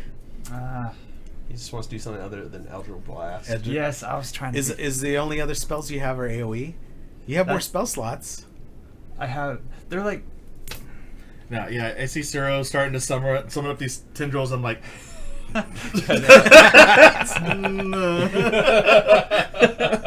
Other spells I have are. Whoa, they're a for big guy. Just different stick to the things. fireballs. Comprehend languages is another one. Oh, that's why you can understand Prestidigitation is anything. another cantrip. Actually, comprehend languages is verbal, and then I took a Oh, okay. something else A feat for or something. my second level, which is you can read all writing. It's Eyes of the Runekeeper. Nice. let's just go with the fireball. Yeah, Eldritch Blast. Good old Eldritch Blast. right. It seems to. Eldritch it seems to Blast. work. Eldritch Blast on the closest one Optic to me. Blast. Okay. All right. So that one, yeah, that guy's taking. All right, critical fail. Oh, no. That's your Another second one. Oh yeah. no! All right, so you want 100, yeah? Okay. I think we would have been better with the tendrils. No, I would have died somehow. Yeah, with potential to take 12 damage. That would That'd suck. be fine. Fine. Crit. Yeah, because you haven't gotten hit yet. All right. I have 1 point of What did damage you roll? on me. 70. Oof. Okay. So the. Oh wait, no. That's. I was gonna say what? No. You bite your tongue as you cast. You are unable to use verbal components to cast spells until the end of your next turn. That sucks. So yeah, your spell just kind of misses as you go through. Does Eldritch Blast require verbal? I was just gonna look at that.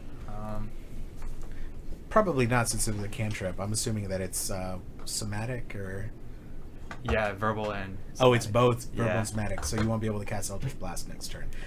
Okay, so yeah, your spell goes wide as you also bite your tongue, and you're like, like that. Family Guy. But yeah, there you go. So now we're over to okay. So the second guy is finally going to act. So the guy that's kind of on the left side of the table takes a swing at Tannic, who's right in front of him, and unfortunately fails to connect.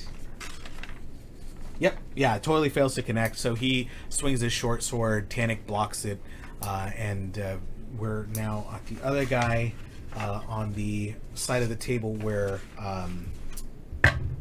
Shin attacked. He takes a swing at Shin, also misses. Shin's able to parry his blow with no problem. Their moves are really sloppy. You get the feeling these guys aren't very well trained.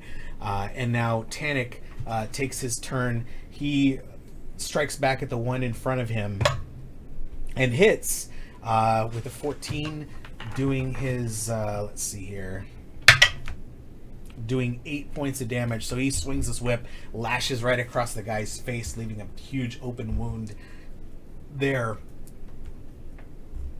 Oh my god. Oh my god. I'm getting the hiccups. Okay, and so now the last guy across the table finally recovers and is looking for. Did you hide? No. Okay, I yeah, was he's looking. I was disengaged behind. He's looking for you, and he's coming after you now. So he moves into position to attack and hits you with what's your armor class? Yeah, he rolled 14. He rolled a 17 plus 3, and hits you for 5 damage. So he comes in. He comes running around. He's just like, "You little wanker!" And he stabs at you, hitting you just right above here in the shoulder. They like to hit you in the arms again. In the same, you're like right in the same spot. I just healed that. But yeah, so he does damage, and then we come back. But it's now your turn. Oh yeah. Let's see your revenge. Okay, here we go. Finish him. Revenge of the Forward. small. This is going right for the balls. I was gonna say this guy. 20? He's close to dead. So let's go ahead and do the attack. I get sneak attack on this one because he's still within range of his of the other enemies. So that's 2 + 5, 8 damage on the first one. And you hit him for 10 the first time, right? Yes. Actually, he's dead. Yeah. I was gonna say so he slams his sword down on you, and you just, as he does that, right, you see an opening right here, and you just stab right up into his armpit, and it goes right in as you yank it out, and then he starts to collapse onto you, but you just kind of sidestep as his body falls to the ground. I'll use my second action to hide behind Tannic. Bonus action. Yep. And that's a 20. Yeah, they can't roll a 20, so you're good. They don't see you. All right. The last Next two guys, up. they're a -1 on their perception rolls. Awesome. Their wisdom is shit. All right, so that guy's dead. So now it is DJ's turn. Okay. So you've got. So you're right in the middle of three. Well, two of them. Uh-huh. Three of them. No, Wait, two of two them. of Two them. are dead. It's yeah, the guys on the left and right. who Yeah, are yeah. left. So the last two guys. There's one to your right, one to your left. One's on Tannic, one's on Shin. So can I get advantage on either of them since they're on If those you two? no, because you're next to them on the side of them. Okay. You need to be on opposite sides. Okay. And I can't like move and get advantage. They'd be able to take an attack opportunity, my- Okay, fine. even if it was like to try and trip you. So we're still waiting for this Eye of the Beholder or whatever. So I'll just stab the one on him with my rapier, the one on Shin. 14 hit. Yes. Yeah, he actually hit something. Yeah, I rolled a 17. All right, 1 damage. Yeah.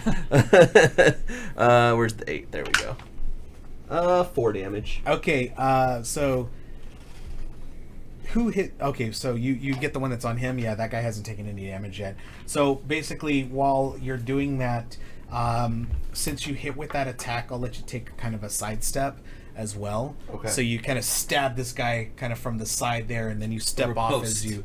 Yeah, so sort of like a riposte type of move, which generally is a kind of a counter, is more of a counterattack, but it's a similar looking move. So you kind of reach in, lunge in, stab him, retract, and then step off to the side in preparation. But it sets you up for an flanking attack on the next turn. Okay, great. That distracts him. Then we go over to Shin. All so right. now you've got your guy is slightly damaged. He's been hit by him. You've got him on the other side. So what would you like to do? I'm going to attack. All right.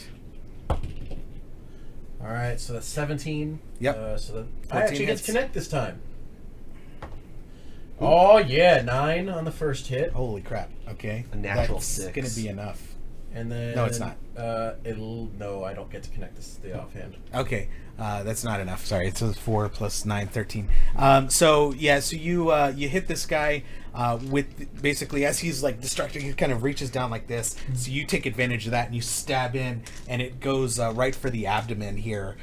Gets him in the soft part, pierces through his armor, does a lot of damage. Obviously, you said 9, right? Yes. Yeah, it does a lot of damage, and again, another guy close to death. So quickly, this guy is starting to bleed out. He doesn't have much fight left in him. So, Ciro, we've got one guy very near death, another one kind of halfway there. What would you like to do? All right, I'm gonna reach onto my back, whip out crossbow. Oh yeah, that's right. Yeah, because he doesn't have the verbal component. Yep. Yeah. Throw a bolt in there and aim for the one that's most damaged. Okay. And Mostly dead. mostly dead, and I'll miss. All right. So yeah, It whizzes you by. pull out your crossbow, aim it at the guy, and just the bolt goes just a little bit wide as it whizzes by his head. And then DJ, it also misses you. You hear this as you hear krung krung against the far wall. The clatter of the bolt hit the ground, bounce off the wall, hit the ground. Now we get to the guy that is not quite dead. Swinging at Tannic.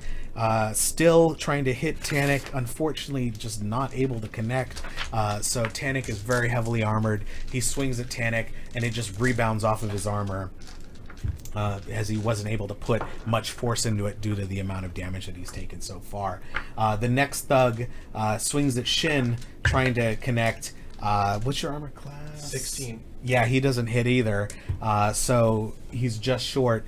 As he kind of goes in, you're like, boom, just deflect his sword off to one side, and he's unable to land a blow. Nice try, Junior. Tannic, Too soon, Junior. Tannic goes in for the kill. Unfortunately, Tannic rolls a critical fail. Oh! Tannic's luck may have just run out, as he is unable to land that. So he's gonna roll to see what happens as he swings his whip and gets himself a 68, which is going to lead. Side of your net. Oh, that's the. Okay, so he's got to roll a dex check. Poor Tannic here, as he rolls his dexterity and gets himself an 18. However, he succeeds at that dex check, but he fumbles with his weapon and nearly drops it. Fortunately, he is able to hold on to it. Let's see here. So that's the last of them. As we go to Dillian, you're back up. Sweet. I'm going to go ahead and attack the half-dead guy. Yep. So That's a guy in front of a Tannic. So let's go ahead and see if I can hit him. So he's kind of in the I'm more high, southern. so I get advantage. Yep. I get hit on that one. That's 16. Yep. So first one with a sneak attack. 5 plus 3 is 8. So I actually don't need to do the sneak attack on him. Okay. So you bust out. Basically, you were hiding behind Tannic. Is that what you were? Yeah. Okay. Yeah. So as Tannic kind of like fumbles with his weapon in front of him, the ruffian is like, he's kind of like, and as he feels like the tables are now starting to turn in his favor, when you slip out from behind him and you just rush in like a fucking avenging midget angel, and you just reach with your sword, boom, right in the groin area, and sever his femoral artery. Blood just appears down his leg instantly, as within seconds he just falls to the ground right after you withdraw your sword. So yeah, this guy just bleeds out quickly, like a puppet with his strings cut. I really wish I could take my bonus action toward the other guy, because they're all within 4 feet. They're all within 5 feet. Yeah, they're all really close in. Unfortunately, But, gotta attack I'll the go same ahead target. and use that moment to hide behind DJ. Okay, so That's a 7 plus 7, 14. he spots you. Ah, okay. So he sees you and he's like, "Where do you think you're going?" As he rasps as blood comes out. This guy's almost dead. But yeah, kind of arrogant to the last, as it comes to DJ's turn. All right, now I have advantage on this guy. 'Cause Yes, I and now moved. you're behind him. All right, so instead of mocking him, I'm gonna hit him with my rapier, because that's even more insulting. I rolled a natural 20. All right. Let's let me see your damage, and let's see what else happens. I don't know if you can. Yeah, let's just see your damage. 4. So it is. So times 2 is 8. Yeah. So you actually, basically, just as he's rasping out those words Yeah. at Dillian, you stab your rapier, and it pierces back through the back of his skull and bursts right out of his eye, as he's like, you yank it, and he just drops, just like crumbles. As the eye pops out further, you see me now? He just crumbles to the ground, and his eyeball falls and rolls towards you, and you squish it beneath your boot. Yeah. That's an extra damage right there. So you guys are out of combat now. No one seems to have noticed what's going on. You can't really tell that anyone else is nearby, but you are now out of combat in this common room. It looks like it's kind of like their mess hall as well. Is there any doors out of it? aside Yes. from the one- So the one that you came in, there's a door directly to the south as well. Anything of note on their corpses? Yep. Let me see here. all the wealth in the room is on the table, having been bet in the game.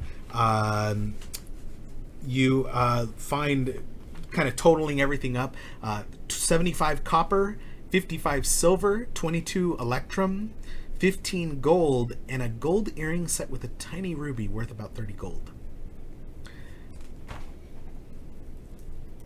So we've got 400 XP divided by 5. Everybody takes 80 experience for killing these 4 ruffians. 80. Yes, 80. Cool. Plus 260 experience. All right. It's gonna be fun adding up all this later. Oh, yeah. All the money? Yeah. Here comes. Alexa, play Here Comes the Money. Thank you. That's all I can think of right now. Yeah. Okay. So yeah, you've kind of come through this workshop. There's a door directly to your south, and that's really all you've got there. I think we're gonna have to go ahead and do a rest. Okay, where do you want to do it? We could make our way back up to His personal the chamber. wizard's chamber. And then that would give you time to examine the staff. Yeah. All right, so we're gonna go ahead and go back to the wizard's chamber, and we're gonna rest an hour. Is Okay. anyone not damaged? I only have 1 damage on me. I am gonna use a hit die. Actually, Tannic hasn't taken any damage, has he? I don't think I've hit him. No, you hit him once. I hit him once. Yeah. Well, you did Yay, fully healed. at the first At the- in the at first the very fight in the beginning, yeah. town, and you guys took a rest after that. Yeah. Oh, So- did he heal up after that? Yeah. Oh, okay, then yeah, he hasn't hit Yeah, I've only taken 1 damage. Okay, so Tannic will stand guard, watching through the door or listening through the door for that hour. And you get an extra. Yeah, I get hit the extra die. die because I haven't used it.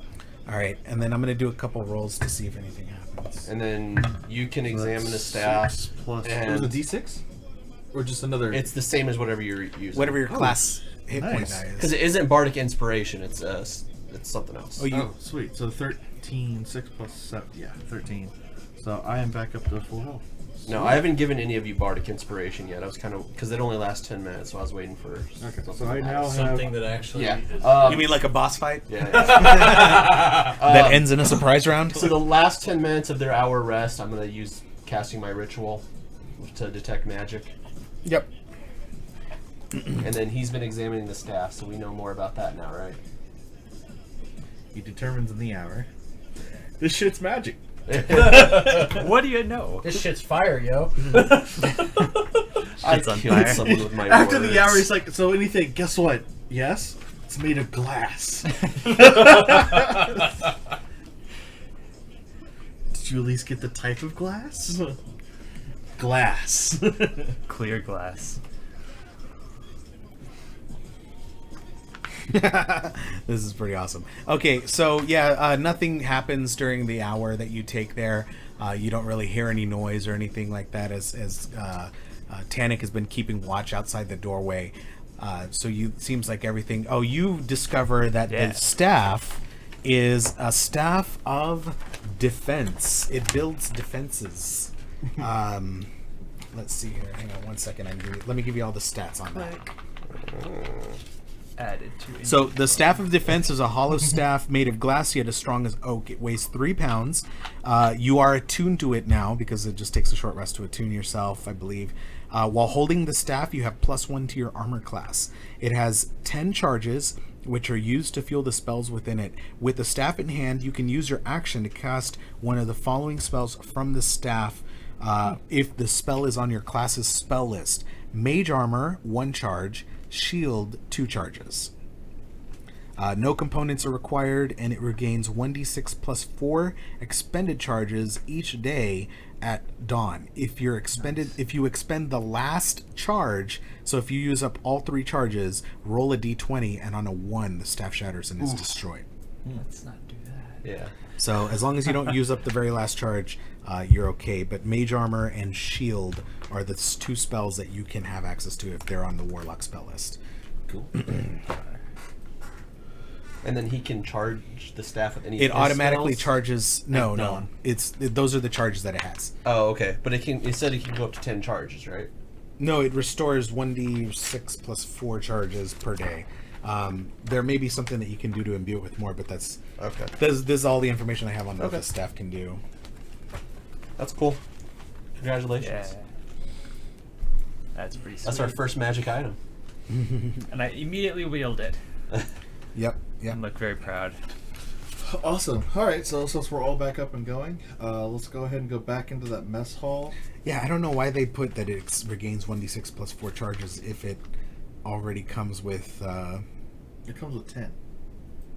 Yeah, you said something No, about no, 10 no. charges. You said Oh, something 10 about charges. 10. Yeah, Okay, it comes okay. with 10 charges, and if you do major Oh, armor, that's one charge. if you cast Mage Armor, it uses one of the charges, or Shield uses 2 charges. Do you Yeah. have either of those spells Oh, on your that's spell okay. list? I don't on my spell list. I don't have them for. I mean, like, are they Warlock spells? pretty sure. If they exist, you have now access to Well, them. You don't if have to learn them. no, but it has to be a Warlock spell. It can't be like a Mage spell or a Bard spell. Oh. Does that make sense? Wait, Well, then I think Mage Armor is probably out. Hold on, I got the list right here. okay.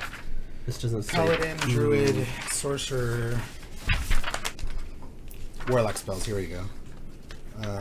Pretty sure. Mage armor.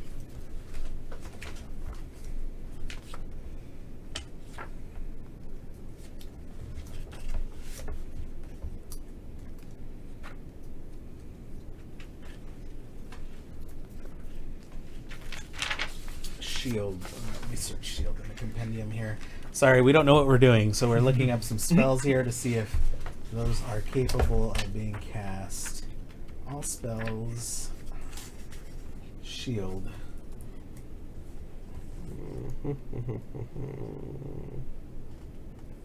Okay, Abjuration, Sorcerer, Wizard, and Hexblade. And then, so Shield is not one of them, and Mage Armor. Let's see if that's one of them. Uh-oh. Sorcerer and Wizard, no.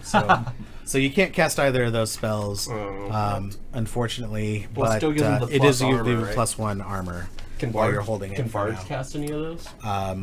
Can what? Can a Bard cast No, Sorcerer and Mage only. for both? Or Wizard, I'm sorry. For both. Yeah, both of those spells spells are Sorcerer and Wizard. And Alright. Hexblade is Shield is for Hexblade as well, which I guess is a subclass of one of the I might be existing able to as a classes. spell thief, but that's way later. All right. Well, Arcane Trickster, I think. at least you have a cool looking staff. Yeah, so That that gives adds plus 1 to one my armor. AC. Yeah, so I'm gonna mark that. It's not automatically doing that here.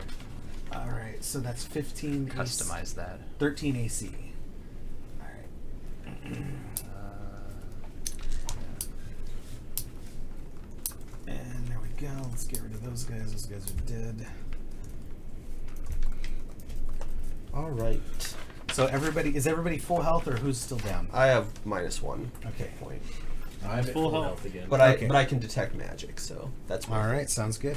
Okay, so everybody, you've just finished these guys off in the common room. It's 3:41, Yeah. so I think we're gonna wrap things up for today. That's fine. Unless you just think we pick could up. get through the rest of this in like 20 minutes. No, No. All right. you might be able to do one more search if you want to check a room. We can leave it on a cliffhanger. Okay. Cliffhanger. All right. All right. So you are currently in the common room. To your south is a door yet to be explored. To the north is the door that you just came from. All right. Stealth search. guys? Stealth check the door. Yeah, I'll do a stealth check on them. Yeah, let Lady Luck Waits do it. Well, you can also do a perception check That's to not- listen at the door. That's great. So 13. 12. You peek out the door. You just see a hallway in front of you, about 15 feet long, with a doorway at the end of that hallway, and then it branches off to the left, Oh, heading east.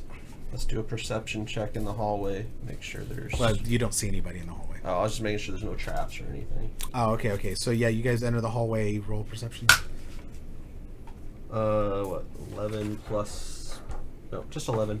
Okay, yeah, you don't see anything special. I was gonna say I got 8.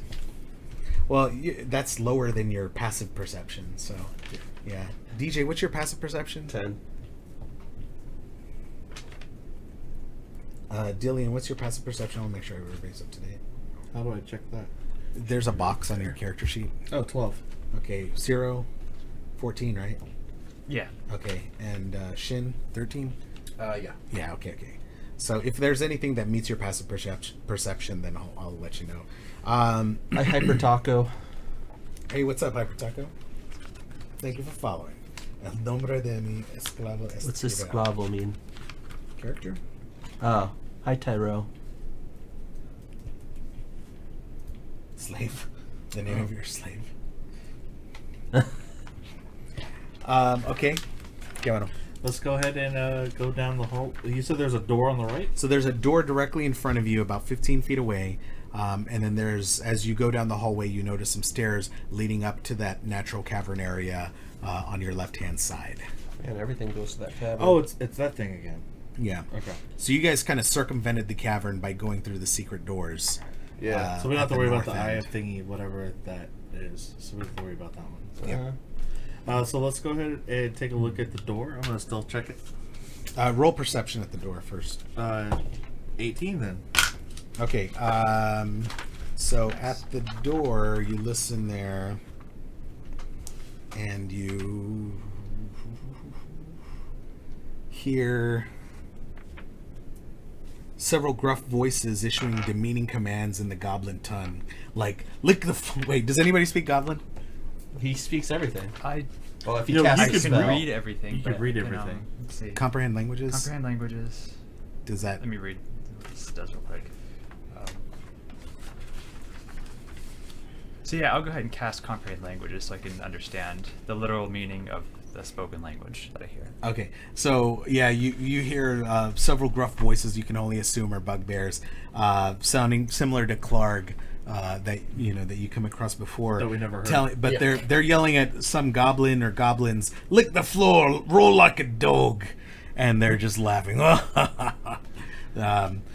Just kind of making fun and So we've screwing got with several this guy. bugbears and goblins in there. We have to go through there because to our right is the stairs into the cavern, so we don't need to go to the cavern. I mean, we need to clear out this whole castle. I think these red brands won't stop unless we get all of them. That's Most true. likely. We'll probably go ahead and enter into the door. Let me go ahead and do a stealth check so I can see Alright. who's in there. Ooh, 2. So that's a I'm going to do 9. a stealth check. You just rolled a 9. Alright, much better. I got a 22. Yeah, unfortunately, he rolled a 9. I'm pretty sure we're going to be rolling some initiative here in just a second. To open the door? No, that was you just let them know that somebody was there. They heard you open. They the heard door. you.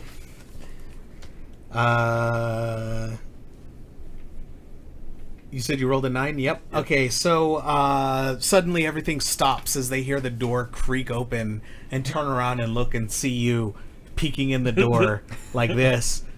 You quickly back off and the door shuts. But then all of a sudden you hear roars. Everybody, let's roll some initiative. Oh, yes. 21. 10. 22. It would have been 22. fantastic Alright, if I could have had a yeah. good initiative just once today. All right, DJ. 10. 10. Let's see here. Let me roll for Tannic. 7 plus 3 is 10. 0. 2. 2. 2. Shin. 10.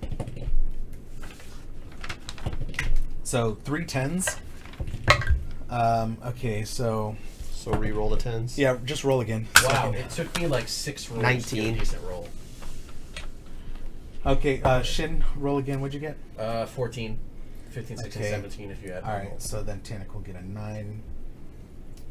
Bugbear 1.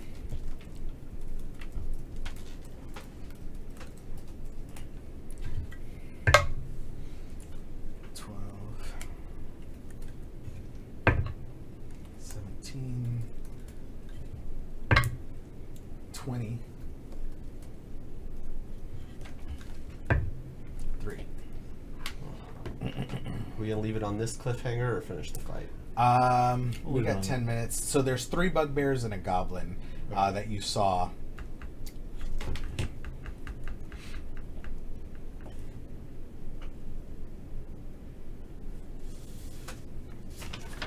Dillian, you're up. Okay. I'm guessing they're all, the 3 bugbears and the goblin are all next to each other. So they're all kind of in the room near each other. This room is only about 15 feet deep. They're off to one side, so the closest one is 5 feet away, furthest one about 15 feet away. The room is about 25 feet wide, so you can either go into the room and fight them there, or you could try and fight them in this narrow hallway that's only 5 feet wide. But you basically would be fighting 2 abreast So it's 10 against feet these guys. Okay. It's 15 feet straight across from you. So you look in the door, it's 15 feet straight across. From the doorway, it's 15 feet that way. And on your right-hand side, on your left-hand side is 15 feet that way. And then 5 feet on your right-hand side to the near wall. Too bad you didn't roll high in initiative. You just go in there. AOE. Yeah, nuke everyone. Oh, yeah. That would have been, that actually would have been really good. So let me go ahead and roll attack on the closest bugbear. Mm-hmm. That is a 23. Yeah, that's definitely a hit. All right. So let's go ahead and use my short Everybody, sword. do me a favor 5. here. I can give you some info if everybody rolls a 10 or better on a history check. Intelligence history. I rolled a natural 11. I rolled a 10. Okay. Oh, Yeah. If half of you. Yeah. 15. okay. He was below it. Okay, so, yeah. So you we both remember did. that bugbears have an armor class of about 16 and about 27 hit points apiece.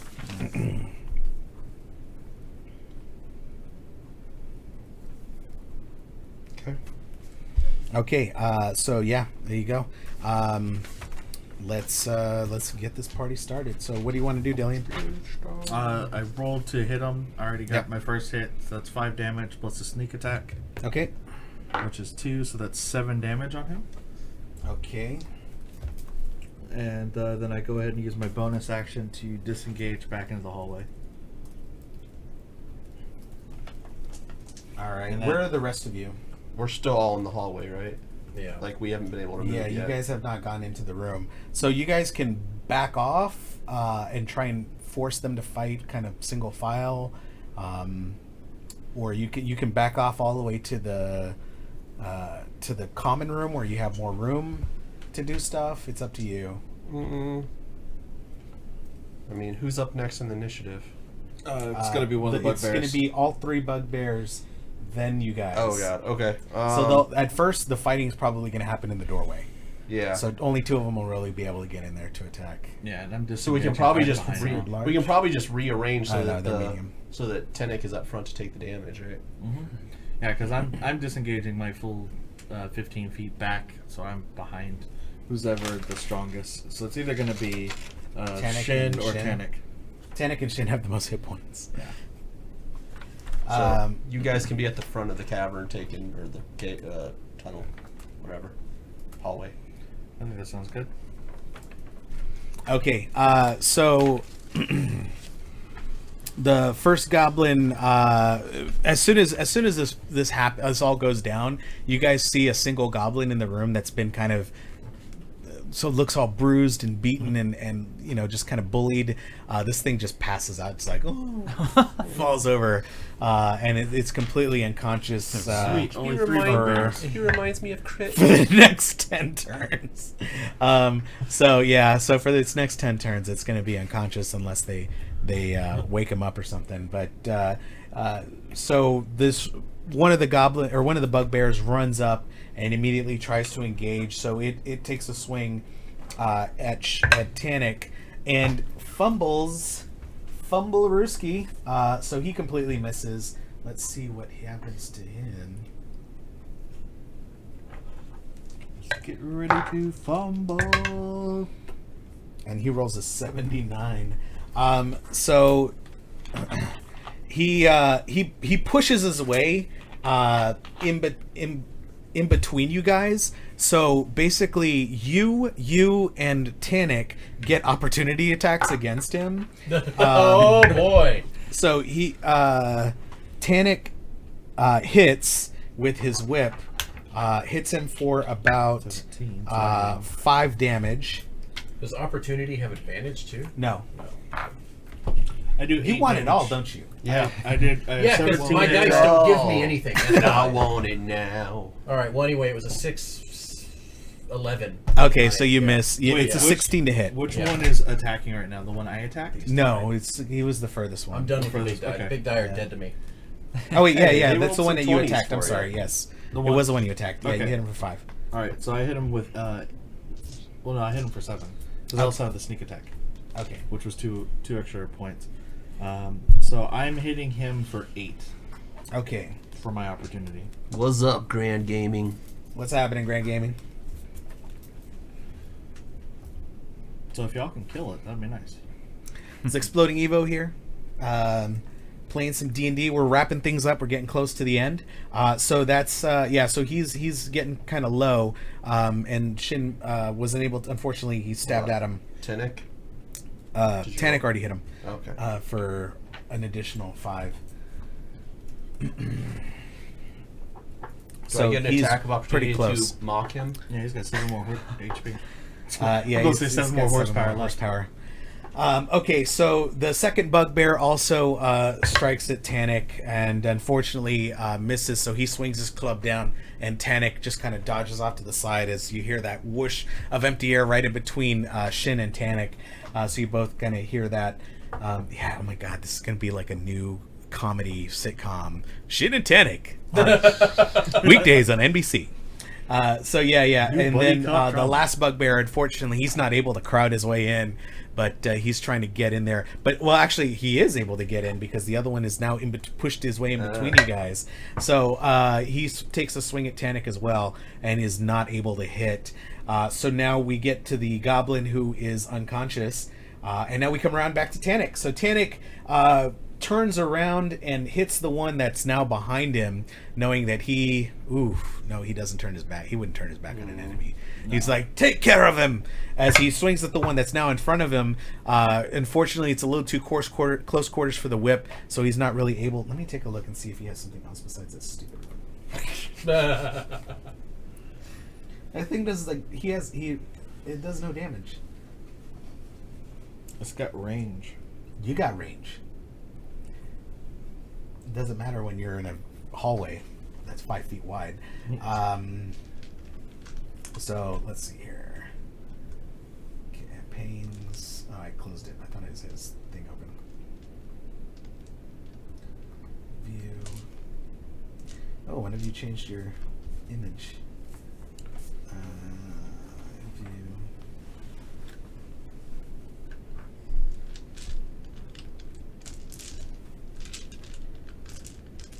That's all he has. Okay. All right. Well, I mean, you can punch him.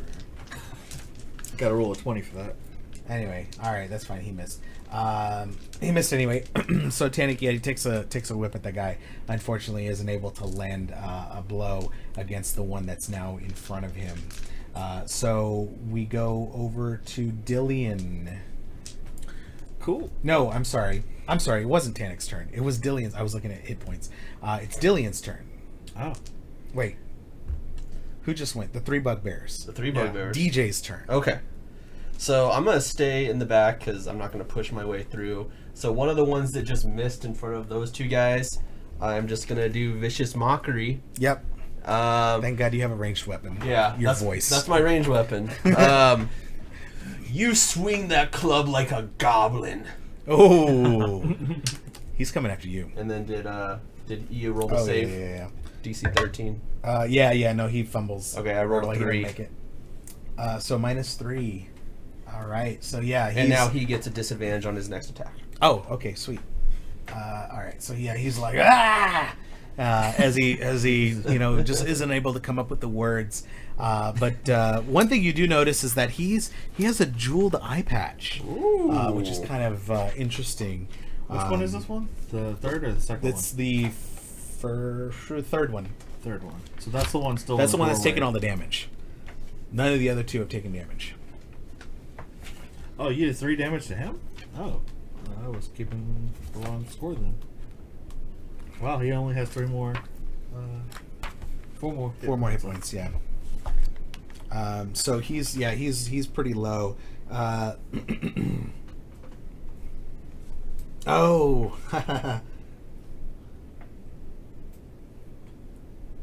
Let's see here.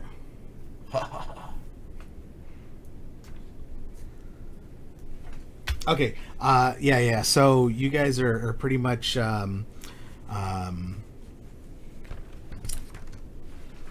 whose turn is it now? Shin's turn. What would you like to do? So you've got two bugbears in front of you. The third one's almost dead, right? Third one's almost dead. It's behind you, though. Yeah, you don't want to turn your back to You it. can't turn it back. Why? Because then the other one's going Then to you get get attack two. of Yeah, opportunities. two people attack. Then both of those bugbears attack you. With advantage. No, I'm killing something. So I'm going to look behind me. Okay. I'm going to face step behind the bugbear. when you look behind you, they get advantage. No, because I'm not moving. He's not moving. He's teleporting. But he's looking behind him, right? I'm Just- turning my head, not my body. I'm not putting my guard down. All of that. Okay. Okay, so I'm going to teleport to the other side of the third bugbear so I will not get attacked by the other two. Okay. And then I'm going to waste my skill because I'm going to roll 1 real quick. Okay, I got a 15, which is not going to hit. So You fuck rolled a this game. 15? No, I rolled a 10 with a +5. Okay. So, yeah. Wait. Oh, that's right. You have to roll more than the AC. Yeah. It's Not- okay. Yeah, you have to roll the AC or better. Well, It's then- a 16 to hit. Yeah. Oh, I thought it was 15. Okay. That's a negative 16 armor class. Oh, okay. All right. Yeah, So yeah. there you We go. don't need it. We don't need spoilers in chat. John Picard. Hey, what's up, Jill? Thanks for the bits. Sorry, I've been in the middle of babysitting. All right, so let's see here. Tannic is up now, so finally he can actually go. So he attacks the one in front of him and rolls a 20. So let's see here. With booming. Hey, Alex, can you do me a favor? Can you get me a drink of water, a glass of water, real quick? Alright. I'm losing my voice here. So, Tannic hits a 20 on that guy, so let me roll some...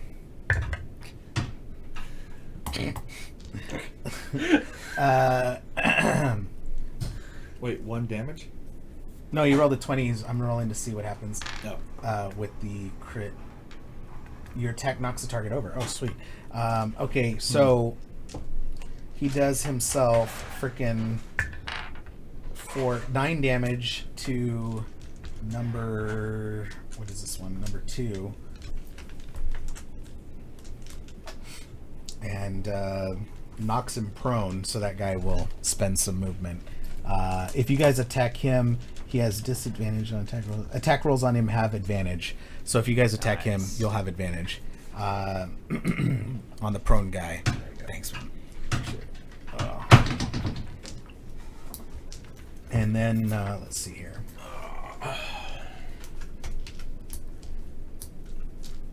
I think that's it for him.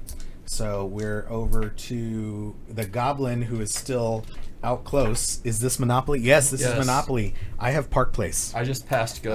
Hadouken.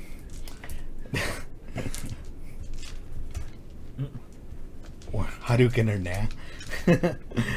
Zero, what would you like to do, sir? I'm gonna go ahead and Eldritch Blast the one that's prone. Yeah. Okay, roll 2 d20 and take the higher. That's gonna... 16 to hit. Yeah, that'll hit with an 18. Okay, perfect. Well, you can still roll the second one and get a 20. You rolled both, didn't you? Yeah, I did. You Oh, rolled okay. both at the same I time. didn't see it.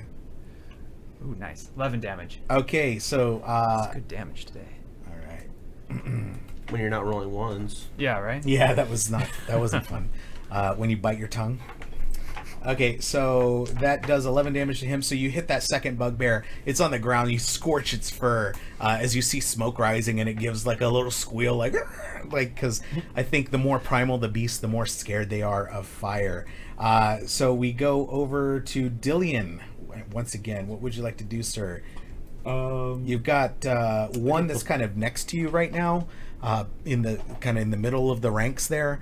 He's almost dead. He's got about 4 hit points. You've got one that's in front of you now, where On fire. Tannic is by himself. That's been burned.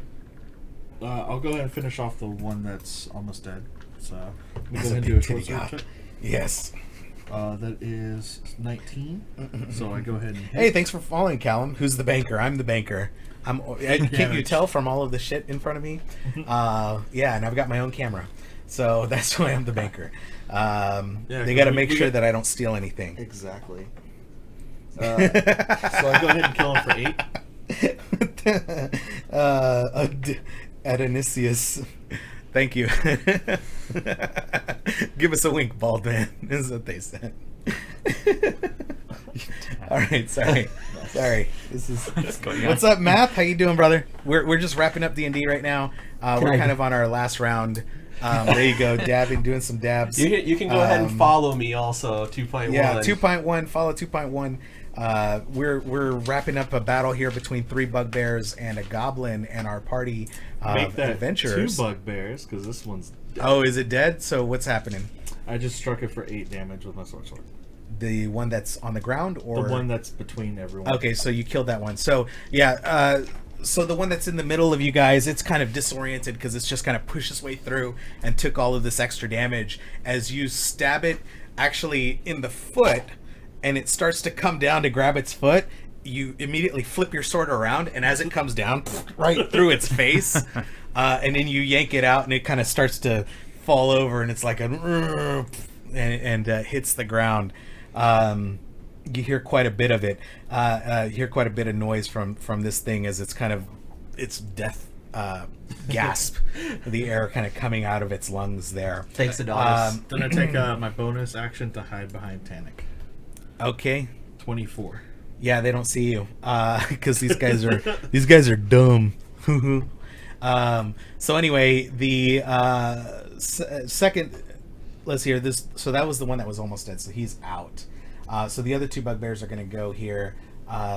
So bugbear number 2, this guy's taking a little bit of damage. He's enraged at Tannic for all of his attacks and hits him, doing himself a lot of damage. You don't want to get hit by these guys, by the way. They do 1 extra die of weapons damage to the target, which is 2d8. Oh my Thanks gosh, to plus 2. Jesus. Plus So 2. 2, 4, 6 damage. So he swings his club down. He's got this giant morning star, and so he just swings it down. Boom! Hits Tannic right in the chest. And Tannic's like, oh, and takes it. He drops to a knee. Manages to kind of stand up and keeps that's going. not the type of... That's what the There you audience go. wants. Can the guy The rogue back flex. flip? The It's the rogue There you go. halfling. No, this is not real. He's like, damn right. But yeah, so he manages to keep things. Managed to keep his footing as the didn't do as much damage as the bugbear was hoping. So we get the next one. He also takes a swing at Tannic. Unfortunately, Tannic is able to deftly sidestep as the Morningstar crashes to the ground. You hear the sparks fly as the metal of the spikes hit the stone floor. And we come over to DJ. The one that just hit Tannic. Yeah. I'm gonna tell him, your mom doesn't even want you to call her on Mother's Day. Wait, are you actually... That was vicious mockery. Oh, Yeah. is that a cantrip? Yeah. Oh, okay. Nice. Unfortunately, he's like, my mom knows I love her. Aww. As he rolls a nat 20 on his saving throw. Yeah, he doesn't take any damage from that. He's like, oh, you're the one whose mother doesn't love him. Oh, I'm gonna. What's up, Jutes? What's happening? So that's the so the second bugbear. Unfortunately, behind you now have his Tannic saying, attention because he "Roast comes after you him." with his morning star. Unfortunately, he swings it and it goes right up against. He swings it sideways. You duck down below it and crash against the wall. Sparks go flying, and you just see pieces of the stone wall crumbling from where the morning star has destroyed it. The forces Damn. below. So, For my bonus action, I'm giving him Bardic Inspiration. okay, Shiro. all right. Why didn't you do that a long time ago, man? He's needed it this whole game. Shin, you are up. Or Shin. All sorry. right, let's Don't attack. fuck it up. What is Bardic Inspiration? It gives him an extra 6? It gives him an extra D6 Okay, before you tell him if it passes or fails. Okay. He knows what it takes to hit. 16. Ah, fuck that. What? Wow! Okay, I'm done. What did you roll? I'm done. It's over. You rolled nothing. Wait, what? I A don't know. 1 and a 6? He rolled a 6 on the... Yep. So he rolled Pass me 7. that. I got a total Pass me of that. 11. That's a I got a 9. total of 11. You rolled a 9. Yeah, it's a 9. You rolled a 9. You can roll in the D6 and give yourself plus I think 6. that's what he did. Wait, so Right. it's 9 plus what? I think You he rolled rolled a a D6? D6 and he rolled a 1. He rolled a 1 on the 6? Yeah. Yeah, so I pulled What's your out- plus on so your... I pulled Wait, out give me your... all the stops. What and is I got your... a 16. Hold on. What is You your hit! to hit? You hit! Yeah, barely. You hit! Well, then what are you flipping out for? This game is okay. It's fine. I'm gonna Alex. keep going. It's fine. It's fine. It's fine. We're done. We're done. We're gonna keep going. Let's see it. All right. And that's a He 1. says you need...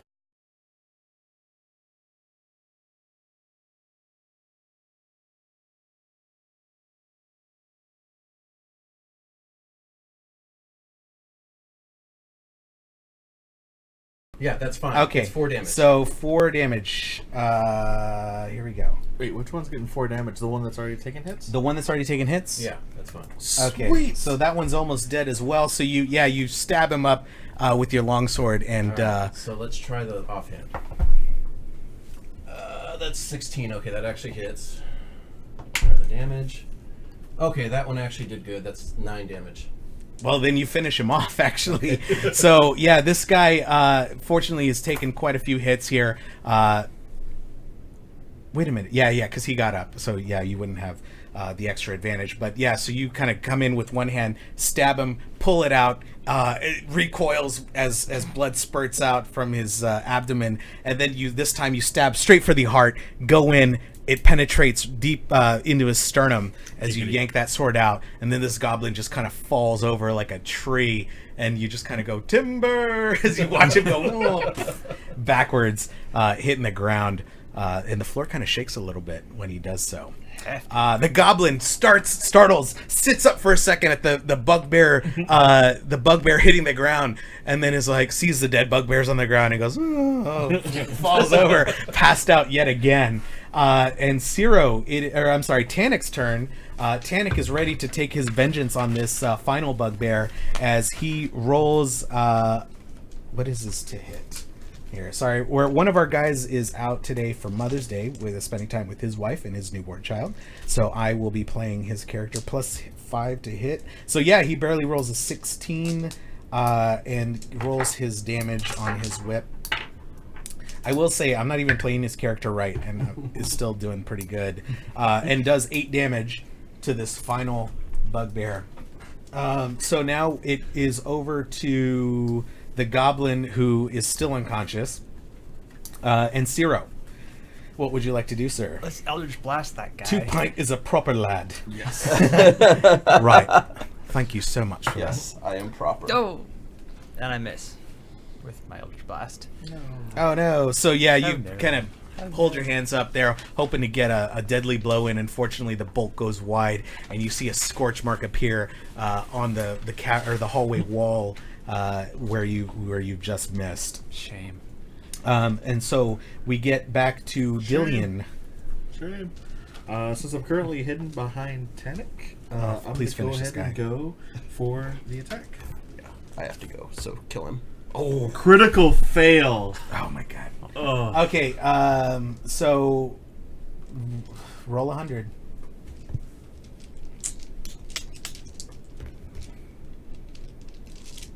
$120? What did you? No. What did you roll? Just Oh, no. 93. Roll. Okay, yeah. Whatever. Did you roll a 10s? And No, a- he rolled a 2 100s instead of an... Oh, roll a 100 and a regular one. Ah, got it. 34. Okay. So yeah, you have disadvantage on your next roll. So basically, as you stab up at this bugbear, he kind of dodges to the side there, and you're just short. You start to fear that there's Trying to get to his no neck. way that you're going to be able to kill this guy. So you'll be disadvantaged on your next attack. In fact, he retaliates by striking against you, and your armor class is 14. 14. So yeah, unfortunately he's unable to hit. I play board games on Saturday nights. So we haven't been able to do a board game night for the last few weeks, but yes, we do play Twister, the board game. But it's that's not the actual original Twister. This is based off of the movie Twister. No, just kidding. On a Friday after a few beers. On a Friday after a few beers. On Saturday after a few beers. I Is when really we do usually have to do board go, games. though. Do you want to play for me? Yeah, or- yeah. I'll handle your character the rest of the time. I'll make Sorry, guys. terrible jokes and fail at rolls. Good boy. Oh wait, that's what I already do. Okay, yeah. So at that, I will go ahead and use my spare action to hide. Okay. No, yeah, you're done. You're done. Huh? No, I yeah, did- the guy swung at you and missed. Right, but I mean, I still get my bonus action. Okay. So DJ is up. No, it's gonna be dead before then. The thing has like. Well, that way I'm out of sight, so he can't see me. Out of mind. Which I rolled a 16. Okay, check. so DJ actually hits Whoa, with an 18. for when me. DJ leaves. What's your Roll a d8. It's D8? It's a rapier +1. Okay, so he actually hits. So he stabs at this bugbear and pinks it right in the leg as it reaches down and grabs at tries to grab the blade, and then you yank it back out, doing 3 points of damage to our final bugbear here. It's something. You going to Top Golf? Yeah. It's No, something. thanks for the invite, bro. It's a date. Okay. Once have again, fun. thanks for the invite. We'll be at another table and we'll hit on her, and I know. we'll pretend to hit on her, and then you beat us up, and then you'll be like, I can defend. We'll like well, and try. then she'd be like, "Why'd you do that to all those nerds?" I hate you." All right. All right, take care, Have fun. guys. Have See fun. Okay. Yeah. Pull, lift, and pull it towards you. Lift the gate. There we go. There you go. right. It's childproof. Yeah, I know. That's why I can't.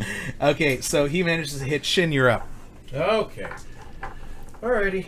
Let's try Is Bardic Inspiration a bonus? A Bardic Inspiration's a bonus D6. Yeah, it's a bonus action. Okay, he casts Bardic Inspiration on you again. Okay. Okay. Alright. How many hit points does the last 2 bugbear? point on his way to the club to hit up some chicks. 2 point shag machine. That's right. We're on the last bugbear, right? Yeah, we're in the last one. Okay. How many points does he have left?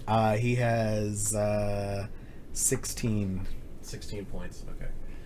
Oh, I can't cast that without using up my bonus action anyway, so there's no point. Alright, I'll just attack straight on them. Alright. That's 18, so that hits. And then I'm going to use my bonus d6 along with my attack. And so that's 8 plus... So it's 11. 11. 11 damage, and then I'll roll Right. again for the offhand. And that one fails. Okay, so you did 11 damage? Okay, so yeah, you strike again with your main hand on this one, this time going for the arm as you slash across, and it grabs its arm, its offhand arm, and it's holding the Morning Star in that one as blood kind of gushes down from there. And then as it lets go, it just roars and steals itself for another attack. We reach Tanik's turn. He lashes out with his whip and hits with an 18, doing himself, let's see here, another 7 damage to this bugbear. Fortunately, that's going to be enough to take it down as he lashes out the whip, wraps it around the neck, pulls it to the ground, and then stomps on the bugbear's head, smashing, doing just enough damage to crush its skull. I used to play League of Legends. I don't really play much anymore. What I'm going to be streaming will probably be stuff like PUBG, Rules of Survival. So this is actually my channel, Exploding Evo. If you follow me on Facebook, facebook.com/Exploding Evo, or go to explodingevo.com, I will be posting up stuff there. I also have a YouTube channel. The link is on my Facebook or on my website. You can see some track videos. So that's some other stuff that I do is motorsport, so racetrack stuff, that sort of thing. Mostly I'll be playing PUBG, Rules of Survival, and then other various games, including Battletech. Right now is what I'm playing through the campaign, Mario Kart, games on the Nintendo Switch, as well as PC and PlayStation 4. So I'll be doing a variety of stuff. Every Sunday, starting at 12:30 Central Time, we'll be doing Dungeons and Dragons, as well as hopefully spinning up a podcast here in the beginning. It's called We Don't Know What We're Doing, because we're all kind of new to this and just getting the hang of things. So this is my first time actually DMing a full campaign, or a mini campaign, I guess. All of this is from the starter set, the D&D starter set that you can buy on Amazon or at your local gaming store. This includes the basic rules as well as the starter adventure called The Lost Mines of Phandelver. So check it out. Generally runs about $20 US. So meanwhile, sorry for that quick commercial break. Entire commercial break is brought to you by the D&D's Player Handbook, a handy guide to know it all. There you go. Because we don't know what we're doing. That's right. So that's that was Tanik's turn. The goblin kind of starts. Nobody has died, and that's always a good thing, Vinny. That's how you know you won at life. At life, you come through some stupid shit, and you're not dead. You won. So Ciro, you are up, sir. We've got this. That's actually, we're done. The goblin is out cold. Okay. So we're out of combat. So I would say on that note, since we've lost, we were out most of our crew, we're going to go ahead and wrap things up for today. Thank you. So just to recap here, our boys woke up in the morning here at the inn in the town of Phandelver, where they've been told by several of the local townspeople that the Red Brand ruffians were causing all sorts of problems, that billed themselves as a mercenary company, but actually they were more of a criminal organization. Making their way into the Red Brand's hideout, they discover a secret passage leading directly to the bedroom of the leader of the Red Brands, a mage only known as Glassstaff, who surprisingly is also Irino, the companion friend of Sildar Hallwinter, who they had rescued in our last episode, who has established himself as kind of the sheriff here in town. They quickly kill him before he even has a chance to react, melting his head, shooting him in the neck, stabbing him in the back. I think the only thing they didn't do was piss on his body. But yeah, quickly dispatch him and are making their way through the Red Brand's hideout, killing everyone else in their path. Along the way, they've discovered a goblin who's been mistreated by bugbears and is currently passed out on the floor. At this point in time, we'll take a quick break, and we'll be back next week with more We Don't Know What We're Doing in the Lost Mines of Phandelver. Thanks a lot, everybody. Have a good day. I'll be back streaming tonight, 9 p.m. Central Time. Probably some Rules of Survival if Panay Gaming is up. Follow 2.1. Follow at Panay Gaming. Follow Anby Mateo. If you can, all of these people have really helped me with my channel. If you guys have any questions, need any help with setting up your Twitch channels, streaming, that sort of thing, you want somebody to follow you, let me know. I will definitely follow your channel and even lurk there whenever I can. Thanks a lot again, everyone. Have a good day.